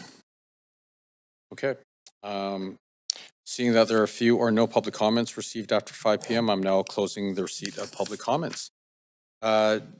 Do our team members or the applicants have any closing comments? No closing comments from staff. Thank you.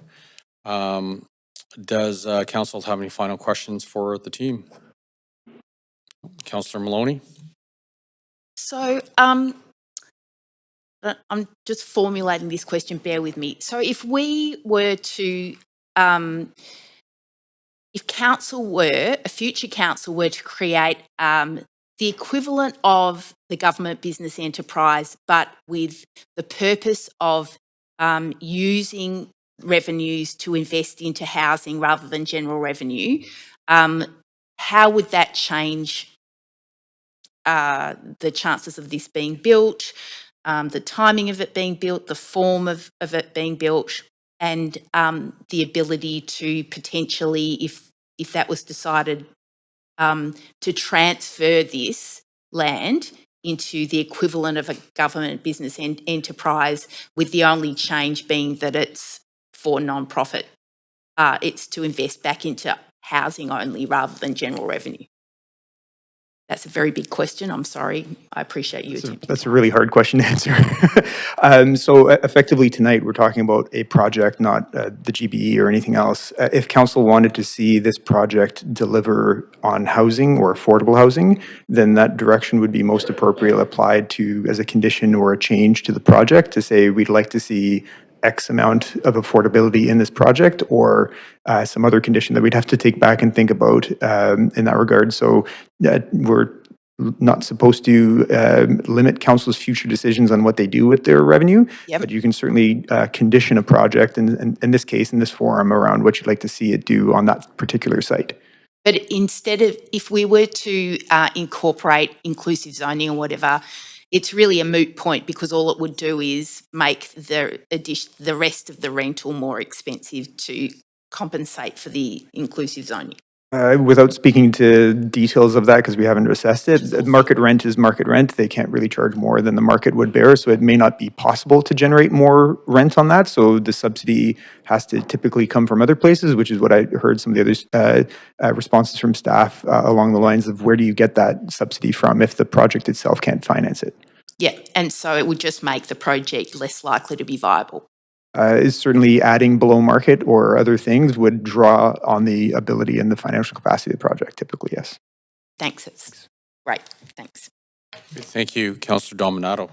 Thank you, Mayor. I just have one clarifying question for staff, maybe Templar, just in light of, and I just want to be really clear on it, because I think Councillor Kirby-Young was getting at this too, that you were just saying tonight we're not discussing the GB per se. However, I guess what I want clarity is this is coming to council for rezoning. Had the GB been supported at council, would that have enabled, setting aside the rezoning, let's assume it gets rezoned, enabled the city to move faster in delivering the proposal and the housing development? That question might be better directed to the applicant. Sorry, but my apologies. they actually can't speak at this point technically now. So Perhaps you can just give me your assessment of that. And I apologize, because I know the question was asked, but I just want to get really crystal clear on that. fair question. So again, just through our process, working on the application, it was operating on pathways of that was an option that could generate that. So if council were to approve this tonight and that were an option, that's certainly the one route. The only other route I'm currently familiar with is to lease the land and someone else delivers it, and that comes with a set of different financial outcomes for the city too. So what I'm just reading between the lines there is that indeed, if the GB was in place and the framework was in place, and council were to support the rezoning here today, it would have accelerated the ability to deliver housing on this site. Hypothetically, and I think those are still future council or future decisions of either creating the GBE or had it been created, the organization itself making those determinations as well. Okay, thank you. Thank you. Councillor Clausen. Thanks. Just a very simple question to staff. Would revenues generated by the revenue that we would acquire from this housing be put into fire halls, police stations, emergency operations centers, city hall and civic administrative buildings, community centers, neighborhood houses, ice rinks and arenas, aquatic centers and pools, libraries and branch libraries, childcare facilities, senior centers, cultural and arts facilities, civic heritage buildings, non-market housing and housing developments, roads, streets, bridges, viaducts, sidewalks, curb ramps, cycling infrastructure, traffic signals, street lighting, public realm improvements tied to streets, active transportation corridors, stormwater and sewer drainage and what have you. These are some of the things that we might be able to pay for if we had the money to pay for it, correct? Yeah, with should the development proceed and subject to economic conditions, the non-tax revenue generated by the city through this rezoning could be targeted for any of those and any other council priorities that are identified. Yeah, and parks and park facilities, playgrounds, spray parks, sports fields, public washrooms, urban plazas. These are the kinds of things that we would probably be able to pay for if we had the revenue to do it. That's the case. Thank you. Thank you, Councillor Clausen. Councillor Maloney. Thanks. Templar, I'm sorry to get you back up asking you a variant on the question that Councillor Dominato just raised. But the question is, even if the GBE had been approved, would the current economic circumstances still be largely responsible for determining the timing so that it would not be certain at all that this would go ahead anytime soon? That question is kind of extending beyond my expertise on where I'd be comfortable responding in this forum, but market is certainly part of that, but there's certainly other aspects to making that decision. Thanks very much. Councillor Kirby-Young. Yeah, Mayor, I'm not seeing anybody else in the queue, so I'm happy to move the recommendations if we're at that point. I know you might have some housekeeping to do. Great. And then speak to them. You let me know when's the right time. Sorry, yeah. Okay, so Councillor Kirby-Young, Councillor Fry just jumped on the queue for questions. So Councillor Fry.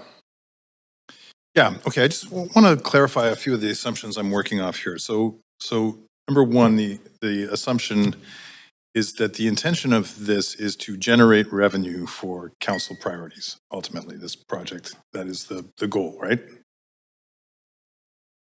Is that what we understand the goal of this is to generate revenue for council priorities? Thank you for the question. So correct, the policy was to generate revenues for the city to deploy to other from a non-tax revenue perspective.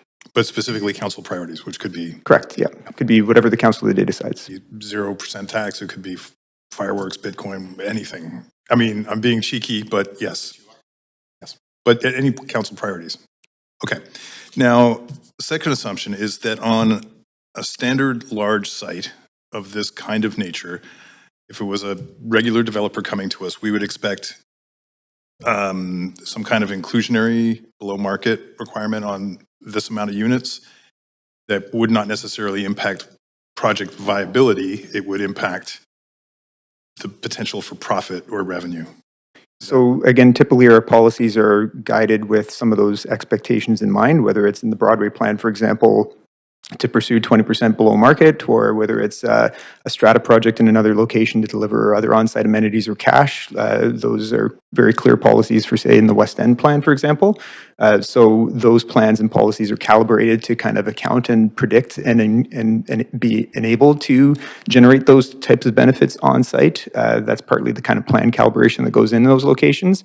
In this area, as I mentioned, on this particular site, there was already quite extensive density permissions for strata development.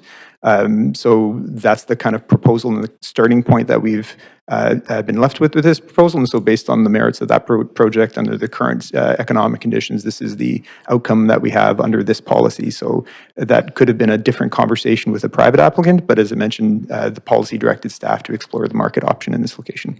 Right, okay. So, but typically when we look at inclusionary, the intent is not to impact the project viability, it's to extract tangible public benefit in the sense of affordable housing. And because I think I heard one of the councilors suggest that inclusionary zoning may compromise the viability of this project altogether. And in fact, it could allow the project to proceed. It would just achieve some direct affordable housing benefit. So again, typically when we look for inclusionary housing, there's going to be economic testing to ensure that that project with those densities can support that and still remain economically viable. That's part of the land valuation assessment that goes into the policy even. So again, in this case, you heard from Rob Evans before that given the existing density, even in a private development, it would be difficult to achieve a depth of affordability just because of that starting land value that was already in place. Okay. I mean, I would love to refer this back for further work on below market inclusion, but I don't think there's an appetite for that. So I would like to just fine tune an amendment if I could send it through you. And I'm hoping that we might indulge a bit of a recess so I could just get that right, if that's agreeable. But I do see that Councillor Kirby-Young and Councillor Orr are on the queue for presumably more questions. So maybe I can jump back on that after, if that's okay. Sure. Councillor, sorry, wasn't Councillor Kirby-Young first, or did we reset the order? I'll wait until the question is finished, Mayor. Oh, I'm sorry. Okay. Councillor Orr. Oh, okay, sorry. I'm just trying to work out if this was a question to the applicant or not. This whole two hats thing is confusing, but how long, hypothetically, how long would it take for this project to start making revenue once the construction is paid off? Compared to, say, how long would it take regular development to start making revenue once the DCLs and CACs are paid off?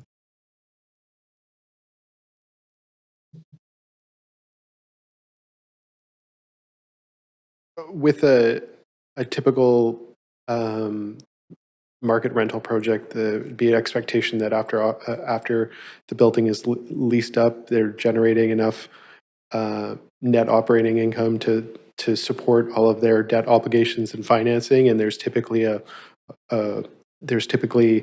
some contingencies and whatever built into that, some headroom in terms of their debt service. So there's expected to be income from the moment they get into full occupancy. The extent of that will depend on the financing structure and how the project moves forward. Right, but in this case, the city doesn't have that luxury because we can't take on that debt financing, right? We can't. Not under the current construct.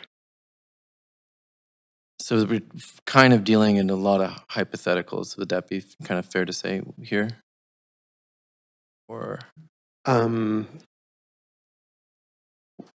one of the comments around the discussion with the previous proposal was having more information, and so having the clarity on the rezoning would help advance some clarity on how that could options for that to move forward, but that's really outside of the scope of what I can speak from a regulatory perspective. Right. Yeah, I understand. And then maybe this is also not in your capacity. There's a lot of talk around land value and sort of increasing the value of the land. Actually, no, I don't think I can ask that question. That's all my questions. Thanks. Councillor Kirby-Young. Yeah, thanks, Mayor. I am prepared to move the recommendations, and then I'd like to speak to them, please. Yep. Before you do that, there is one more step. So Clerk, did we receive any additional public comments since the close of public comments? Just checking. We did not. Okay, council will now make his decision on the application. Councillor Kirby Young moved the recommendation, seconded by Councillor Dominato. Council, is there any discussion? Councillor, Yes, typically you get to speak to it when you move the recommendations, Mayor. So can I do Yeah. that now, please? Yep. Great. Thank you. So I've heard all the discussion. Council obviously had, do have a rezoning decision in front of us, as staff have pointed out, and discussion around the GBE has been pertinent to the conversation, but that is also somewhat distinct in terms of the specific decision in front of us. I'm going to be very clear about this. I am very prepared to say yes to this rezoning application tonight. I think that it is saying yes to supporting what could be a transformational new direction for our city. It is a yes towards starting down a pathway that opens up the opportunity with a lot of work ahead, as has been identified. It's been noted that we're in challenging economic times, and these projects take a long time to come to fruition, but it is the opportunity to realize almost 1,100 new rental homes, as we heard previously. Prior to the 2000s, this land was envisioned to be strata. Rental is better than strata. Rental that generates revenue, not, I would characterize it differently, as for council priorities, but for the residents of Vancouver to spend on things that matter to them, I think is a very worthy vision, and I think it provides for a lot of opportunity. We have heard that there is opportunity, depending on some pretty still Herculean steps that have to be taken to include more affordability in this project. I don't think we're there yet. What we're trying to do is create a pathway for a new type of project to move forward and to get something set up and financed. I think that the amount of heavy lifting that staff have done on this file is very significant. I want to appreciate them for that. I want to note to some of the questions raised by councillors that we have an existing construct for affordable housing. I think Brad mentioned in presenting, we have about 13,000 units. The city has put a tremendous amount of time and effort into that, and that is why we have VAHA, the Vancouver Affordable Housing Agency, where sites sit there. And what we're talking about is something distinct and different here that will enable us to do more of those types of initiatives moving forward. It would be a great debate to have in the future around how that revenue should be spent. It is a moot point if we cannot actually move something like this forward and actually generate revenue. And I think that the opportunity to have the city doing something selectively on specific sites that can generate the needed housing and the benefits in a thoughtful way makes a lot of sense. All rental housing becomes more affordable over time. It has security of tenure like many other projects. It has to go through all of the same level of due diligence, but I'm not prepared to shut the door on it and sort of slam it closed without allowing this pathway forward. It is something that, as we spoke about previously, underpinned the successful finances of the University of British Columbia. And so we have shining examples in our backyard. And I think that that's something to really note about the ability to actually sustain communities in times when we have more and more demands, and our residents deserve better and higher quality amenities in an unprecedented era of affordability. So regardless of the council of the day, or whether the tax increase is 0 or 2 or 4 or 6, the city is going to need additional revenue streams. We have been advocating for years for municipal finance reform at the federal level with no outcomes and no success. And I see this as an opportunity for us to start taking some of our own destiny in our hands and complementing some of the additional work that we do. We are aging as a city. We have a lot of infrastructure. Councillor Klassen mentioned a lot of all of those types of things. Let's get to a point where we can actually have a good fulsome debate about it, but let's not shut the door and actually allowing that conversation and that opportunity. So I'm going to say yes to it. I hope that others, in seeing sort of the tangible nature of this rezoning, the concept becomes a bit more concrete, and that there's an openness to allowing this, what could potentially be a very significant pilot demonstration project for this concept. And I hope there's an openness to allowing it to move forward. Thank you. Thank you. Councillor Dominato. Thanks, Mayor. I'd also like to start by thanking the staff of the VHDO as well as our staff of the city as in terms of bringing this forward. just speaking directly to the application itself, and I will touch on a little bit on some other points. I'm happy to support it. I think it achieves many goals potentially in terms of housing delivery, rental, market rental, which we need in the city. And I really appreciated the presentation around proposing this, that you potentially could be addressing the public realm and the connections to the seawall and so on. But stepping back and speaking to the broader question of, because it's been raised throughout the discussion about the feasibility of this, I wanted to revisit some of the points that were made when we were considering the establishment of the GBE. And at the time, council was presented with information that it would be a mechanism to leverage private capital and senior government financing opportunities without impacting the city's debt capacity and credit ratings, and to mitigate our liability exposure. And that was daylighted as part of those discussions. And also, it's been touched on is that it was multi-pronged. It would deliver much needed rental housing, but there was also public benefits. It's been identified the ability to address infrastructure deficits, but also the ability to invest in social and co-op housing would have been a spin-off from that, and then other strategic council priorities. And then the other part of that was the non-tax revenue that would have been generated to address a number of these areas. But from my perspective, this was not, how do I put this? There are precedents for this in other jurisdictions. It was identified throughout the presentations that were made to us that we are not alone. Councillor Kirby-Young highlighted UBC, but Surrey, Burnaby, Calgary, Toronto. And the public is demanding that we be responsive to a myriad of issues today.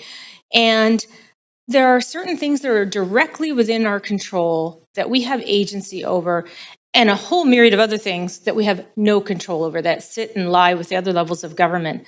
But this is directly within our purview of leveraging our own land, our own asset, and any other level of government would do this in a flash. They wouldn't even blink. Provincial, federal governments are doing this. And so it was absolutely a missed opportunity not approving that framework in the first place. But we should absolutely go forward with the rezoning in the hopes that in future there'll be something new where maybe that framework will be adopted. But this is exactly what the public wants. They want us to get creative. They don't want to be taxed to the hilt, and they want us to develop housing and be an enabler. And for all of those reasons, I support the application. But I really wanted to reiterate some of the points that were highlighted several months ago when we were deliberating on the GEB, because it does tie directly back to this application and the opportunities that lies with it. I'll leave it there, Mayor. Thanks. Thank you very much. Councillor Meisner.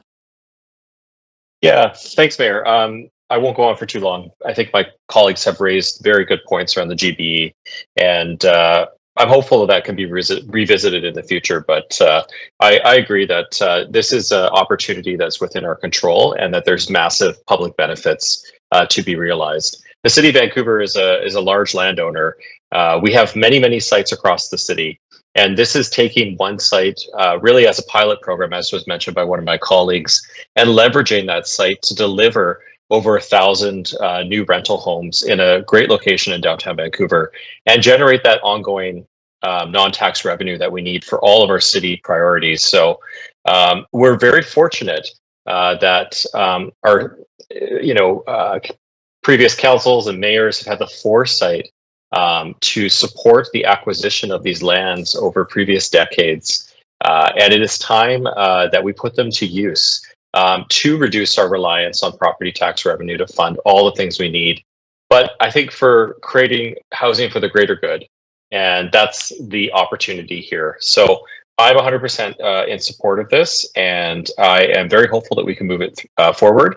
And I do think it is a well thought out proposal for a really important site at the bridgehead. It's similar to other buildings in the area. I think it really has a good relationship with what's happening at Sanok. And the best part is, as I mentioned, is that the city will be able to not just create over 1,000 new rental homes, but generate that non-tax revenue that we need to fund city priorities, community centers, libraries, roads, cycling infrastructure. everything. I mean, we need that revenue, and I think it's a great opportunity. So I'm wholeheartedly in support. Thank you, Councillor Orr. Thanks. Yeah, I think one of my other colleagues sort of talk about, the importance of looking at the, decision in front of us. And I think if this was any other project, I'd have the exact same concerns around affordability, and this project not having any is deeply concerning. And we heard from the presentation about creating a landmark, and I can't think of any better landmark or a gateway to Vancouver than a beautiful nonprofit housing complex, or to show that we're using our incredibly shrinking resource of city land to show that we can be bold and create this city that we want to see. Instead, what I think this shows is that we're just another developer trying to extract maximum rents from people in the form of 400 square foot studio apartments for someone making $90,000 a year, which is well above the average income, only a few blocks from where thousands of people are on the streets, and in a city that is renowned around the world. So maybe this is a good landmark for Vancouver, in that it shows that we are one of the most expensive cities in the world, and this is a beacon to that. And I would say that about any project, regardless of future decisions around financing models or what. So I appreciate the robust discussion. Thank you. Thank you, Councillor Maloney. Thank you. I am hugely, I'm feeding back. I'll just give you a minute to sort that out. No worries. I'm hugely enthusiastic about this form of development. It's a beautiful, appropriate development. I've examined the proposal in great detail, and at some stage it's going to be a beautiful development for the neighbourhood, so I'm going to vote in favour. There are alternative ways of getting this built using a GBE equivalent that cycles revenue back into housing, which is the #1 crisis facing our city. Our residents do deserve better amenities. You can also pay for a lot of the infrastructure listed by Councillor Classen, and I really wish you'd put that to "We Didn't Start the Fire" by Billy Joel. That would have been great. With the $120 million worth of budget cuts made this year as a result of the zero means zero budget that the Mayor has promised to continue to implement in future years if re-elected, reasonable property tax increases are a progressive way of paying for city needs, and housing is a crucial need for this city, #1 priority by far. Let me make this clear. This council was given multiple opportunities to refer the GBE back to staff to slightly alter the purpose of it to focus on housing. Every time I asked questions about the GBE and whether revenue could be directed towards housing, I was assured that it could. I was assured that that was a major priority that revenue could be put towards. But the lack of appetite of council to even entertain finding a way to focus GBE funding on housing gives me a pretty good indication of how that would have ranked in the list of priorities if that had gone through. So I'll be voting in favour of this. It's a beautiful development. The designers, the architects, everybody who has worked on this has done a great job, and hopefully we'll get it built sooner rather than later. Thank you.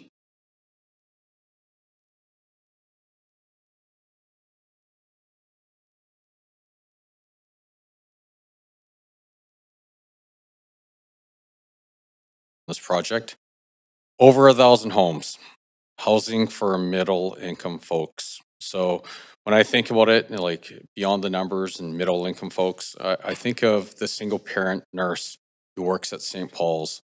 I think of a school teacher and firefighter couple that are just trying to live in our city. I think of a police officer, you know, that wants to come home after a day of keeping us safe. Now, the reality is the project will affect affordability to the good. As Councillor Claassen mentioned, revenue from the project in the future will go to a whole bunch of community amenities, or it has the potential to cycling infrastructure, public bathrooms, community centers, parks, social and co-op housing, as was brought up by Councillor Dominato. And the value of this decision is between $90 and $100 million. Now, I know people will say, well, it's in a different bucket. They'll allude to one bucket versus another. But the reality is, at the end of the day, it's just one giant bucket. And $90 to $100 million represents 9 to 10% of either an increase or a decrease in property taxes. And so I know there's been a lot of talk about how it's impossible to get to a 0% property tax increase.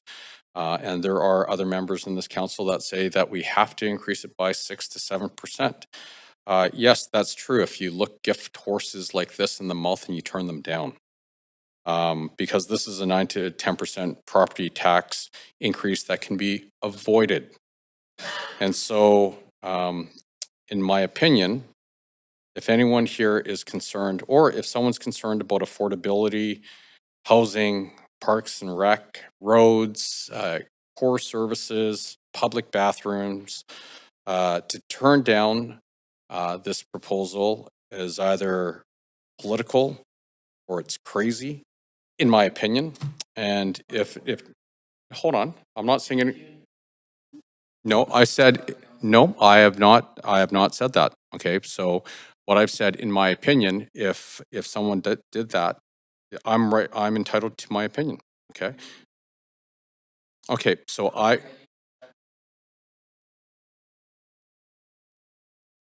Okay. Sorry. Okay, Councillor, I'll apologize. Sorry about that. Okay. So I believe if this is turned down, it would be either political or it just wouldn't make sense to me. Okay. If turned down, it would be a huge blow to people struggling to make ends meet in the city. It would be a huge blow to anyone who's looking to live in our city, to find a place to live in our city. And I'm glad that it looks like this project is going to get support. And I hope the next thing that comes up in the not so distant future is a viable way to finance this, because the good that's going to be created from this project is overwhelming. And so with that, I will close my comments. And once again, Councillor Orr, I'm sorry if what I said there offended you. That was definitely not the intent. Right, thank you. I'll take the chair back. Councillor Fry. Yeah, I'll just start by just saying some good things about this project. It is a great design, and I appreciate the work that's gone into considering this location. And I do think that it's a very innovative approach. I haven't been able to find any cities that actually do this kind of approach to the concept of using public land to generate for-profit housing and then use the dividends as council sees fit. Now, I think we also recognize that even in a best-case scenario, if everything went ahead and this magically found the funding and everything, that this still wouldn't get built for conceivably even the next council iteration. I don't think we'd be seeing the profits from this for a number of years yet. And because we don't have any kind of clear indication of what those profits are going to be stipulated to use for, it does leave it as a bit of a gray area. There's a reason other cities don't use public land for profit housing and instead use it to leverage opportunities for affordable housing. I think it's worth mentioning too that when we talk about middle incomes in the $90,000 to $190,000 range for a household, that is not the median income in the city of Vancouver. The city of Vancouver median household income is less than $90,000. So we are not meeting that basic level.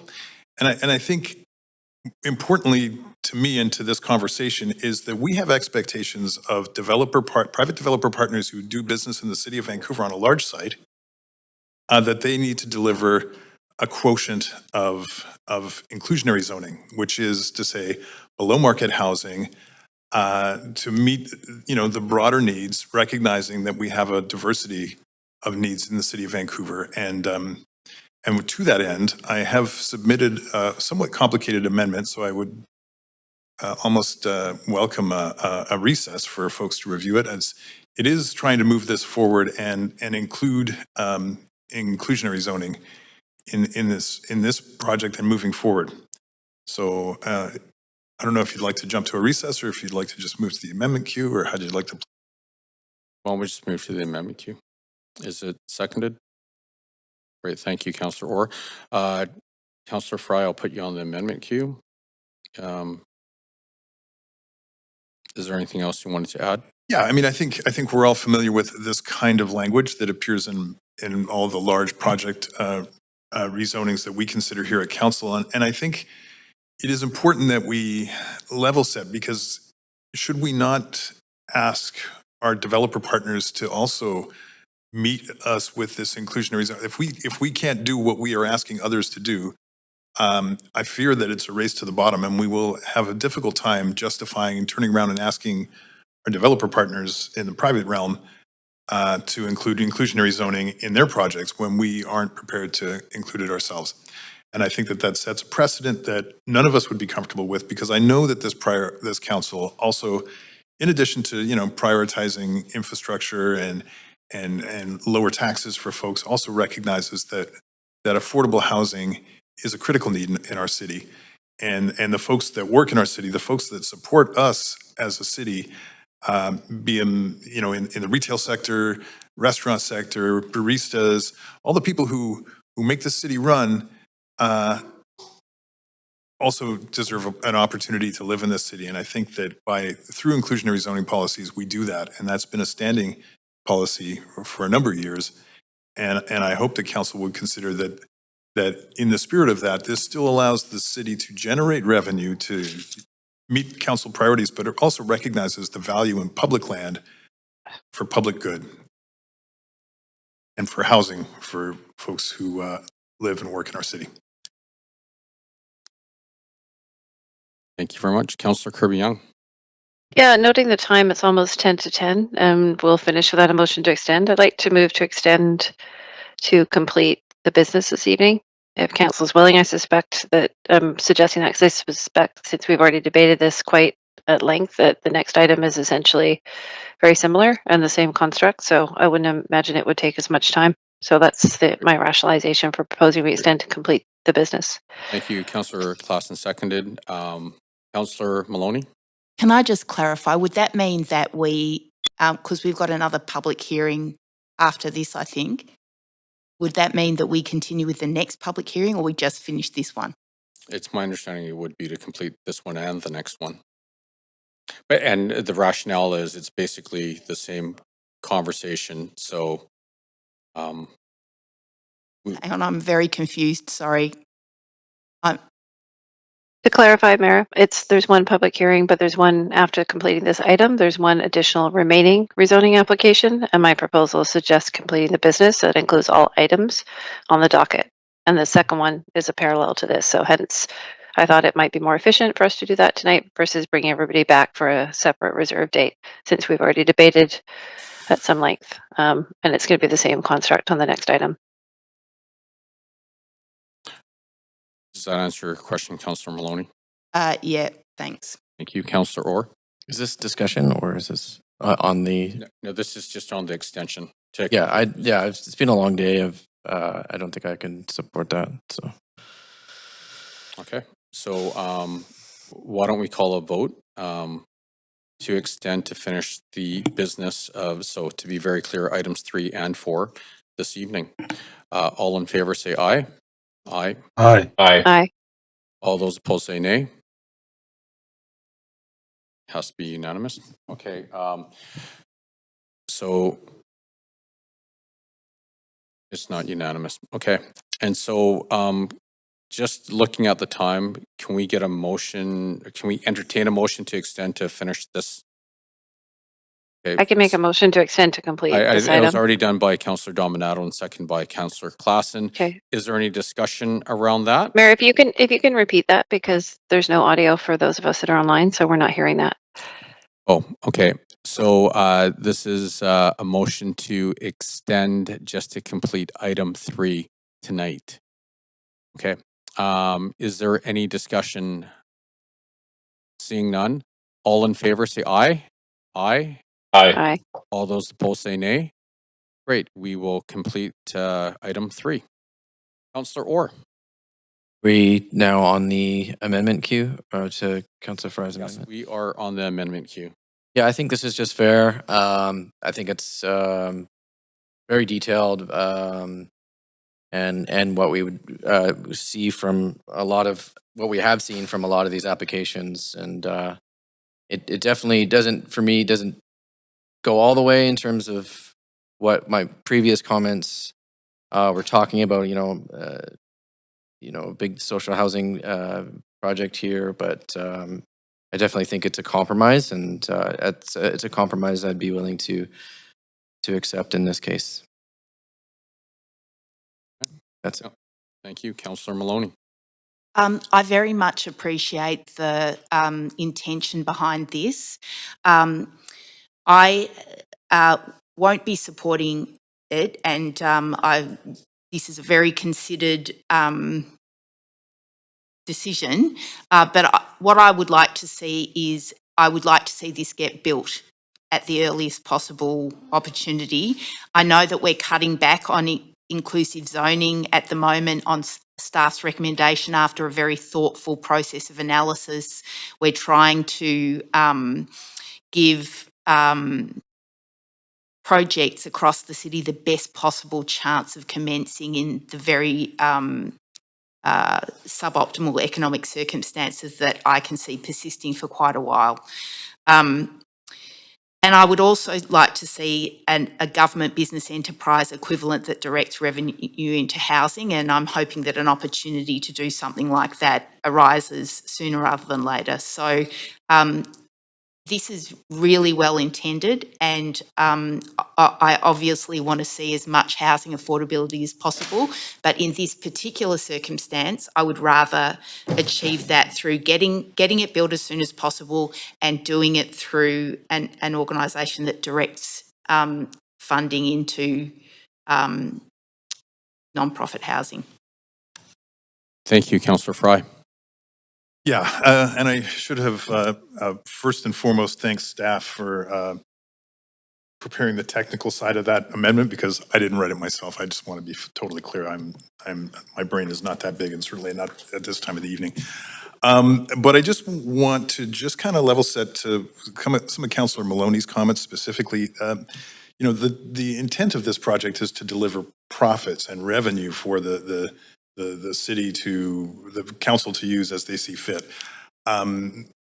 Through inclusionary zoning, we're not necessarily hamstringing this project. We're just reducing the extent of profit that can be used as council sees fit. And a different council may see fit to put it into, like, undo the supportive housing ban and put it into supportive housing, or who knows. But my point being that this does make sure that some of that profit is creamed to go back into the housing needs of median income earners in the city of Vancouver. And that, I think, is consistent with standing policy in the city of Vancouver, standing policy for large development sites, and frankly, the kind of approach that most cities, if not all cities in North America, take when it comes to the use of public land and ensuring that there is public benefits that are accrued through land that has been paid for by the taxpayers. And with that, thank you, Mayor. Great, thank you very much, Councillor.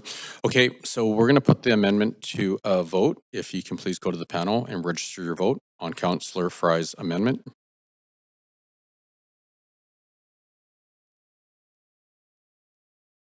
Okay, that fails with myself, Councillors Kirby Young, Dominato, Montague, Klassen, Meisner, Joe, and Maloney in opposition, and Councillor Bly absent.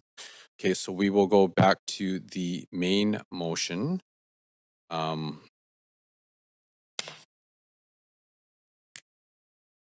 Councillor Fry.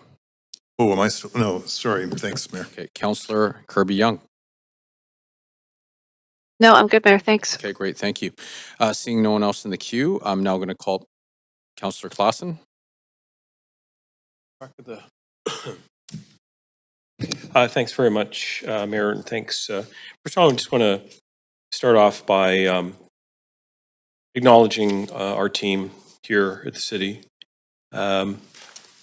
We ask a lot of them, and we ask that they give everything they have in terms of their creativity, their energy, their ideas, and I realize that we're in a uniquely challenging time in terms of the city's growth and development, with a bunch of concurrent challenges being sort of thrown at us. So I think it's incredibly important to sort of acknowledge that, speak respectfully to our teams, and also just really emphasize how important that their work is to all of us here and to the city at large.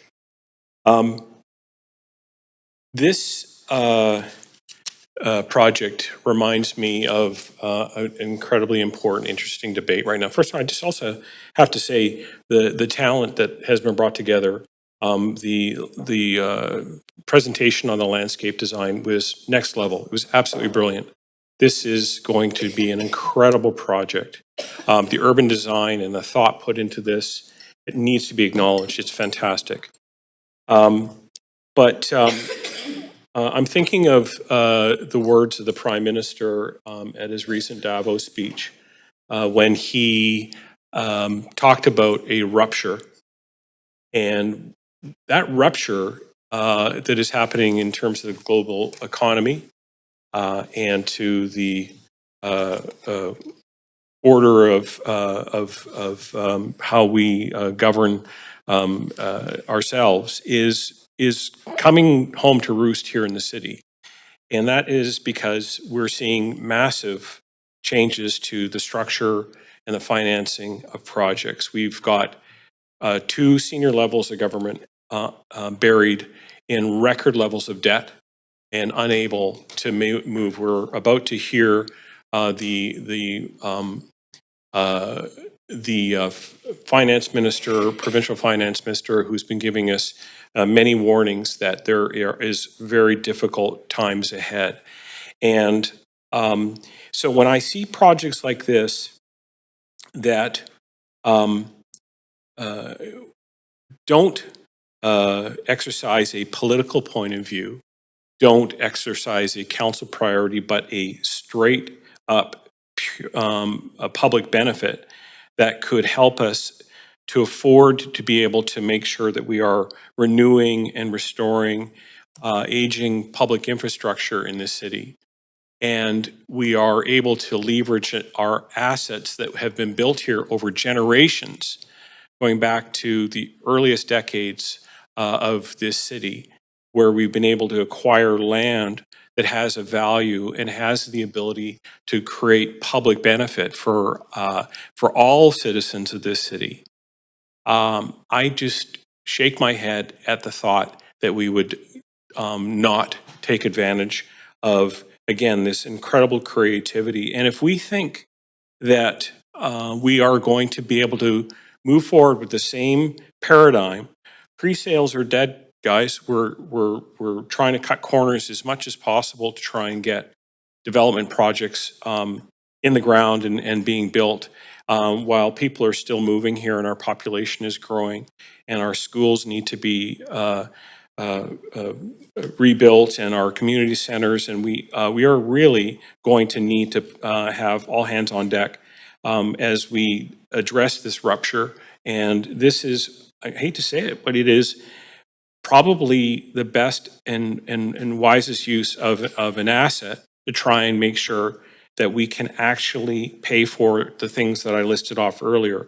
Again, everything related to public safety, to public health, is rolled up in the ability to pay for it. And right now, that paradigm has left us, and now we're trying to create a new paradigm. And I think that's exactly what the citizens of Vancouver are asking for, is finding ways of, because for the longest time, when we were able to do brownfield development, we were of the view that we can do anything without having to pay for it.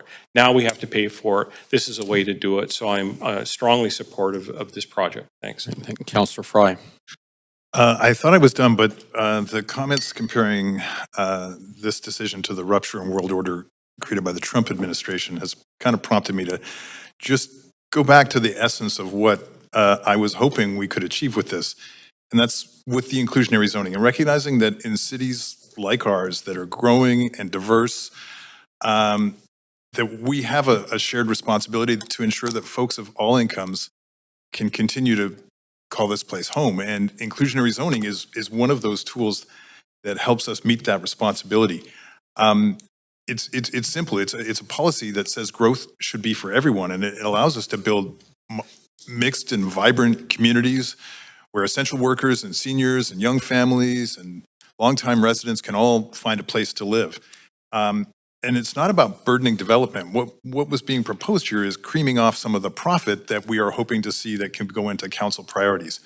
So this isn't burdening development. It's about creating balance. It's making sure that as our city grows, it also grows fairer, more inclusive, and more resilient. And inclusionary zoning means that it's there at the start and it's there as we are considering it. It's not left to a future council to maybe invest in affordable housing.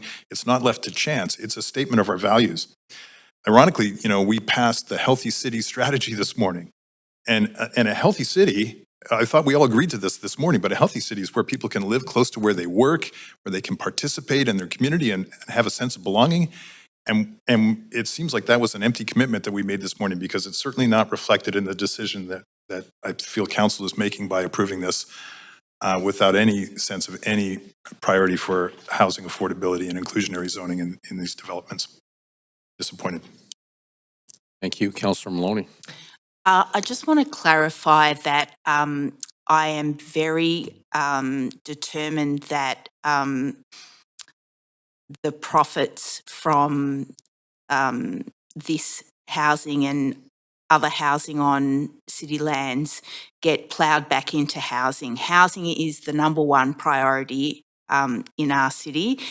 We heard today from an expert in one of the biggest problems we have, and it made a big impression on me, and I can't say anything more about it. But inclusionary zoning is one of the tools that we have to achieve housing affordability, and I wish it was a more useful tool at the moment, but it's one cost that can make projects viable or not in the current circumstances, and I would rather make it more likely that a project gets built sooner and then be able to gradually make the housing more affordable, or have the flexibility of using the revenue to plough into different forms of non-profit housing. Anyway, I'm losing my ability to express myself because I'm extremely tired, but I just wanted to clarify that. Thank you very much, Councillor Orr. Yeah, just a few comments. Similar to the sort of the rupture of the world order. We tried to compromise again. We're willing to I feel like we're willing to work and come up with these compromises, and we're going to be painted into this corner, and it's really frustrating because the way I see it, this piece of land belongs to the people. I would prefer this to be 100% social, affordable social housing. That's what I would prefer. I compromise 20% below market, and I worry, I worry that this, instead of being a beacon for a city that we want to build and for a future for everyone, this could end up being an empty tower that is testament to the market conditions that we're in, And it'll serve as a reminder, you know, for everyone what our priorities were at the time. That's my genuine concern. But again, I wanted to compromise, and you know, well, we tried, but yeah, and yeah, really just think this is the people's land. So I'll leave it with that. Thank you very much. Okay, so I'm now going to call the vote. Clerk, can you please take us to the voting screen? Council, if you can register your vote.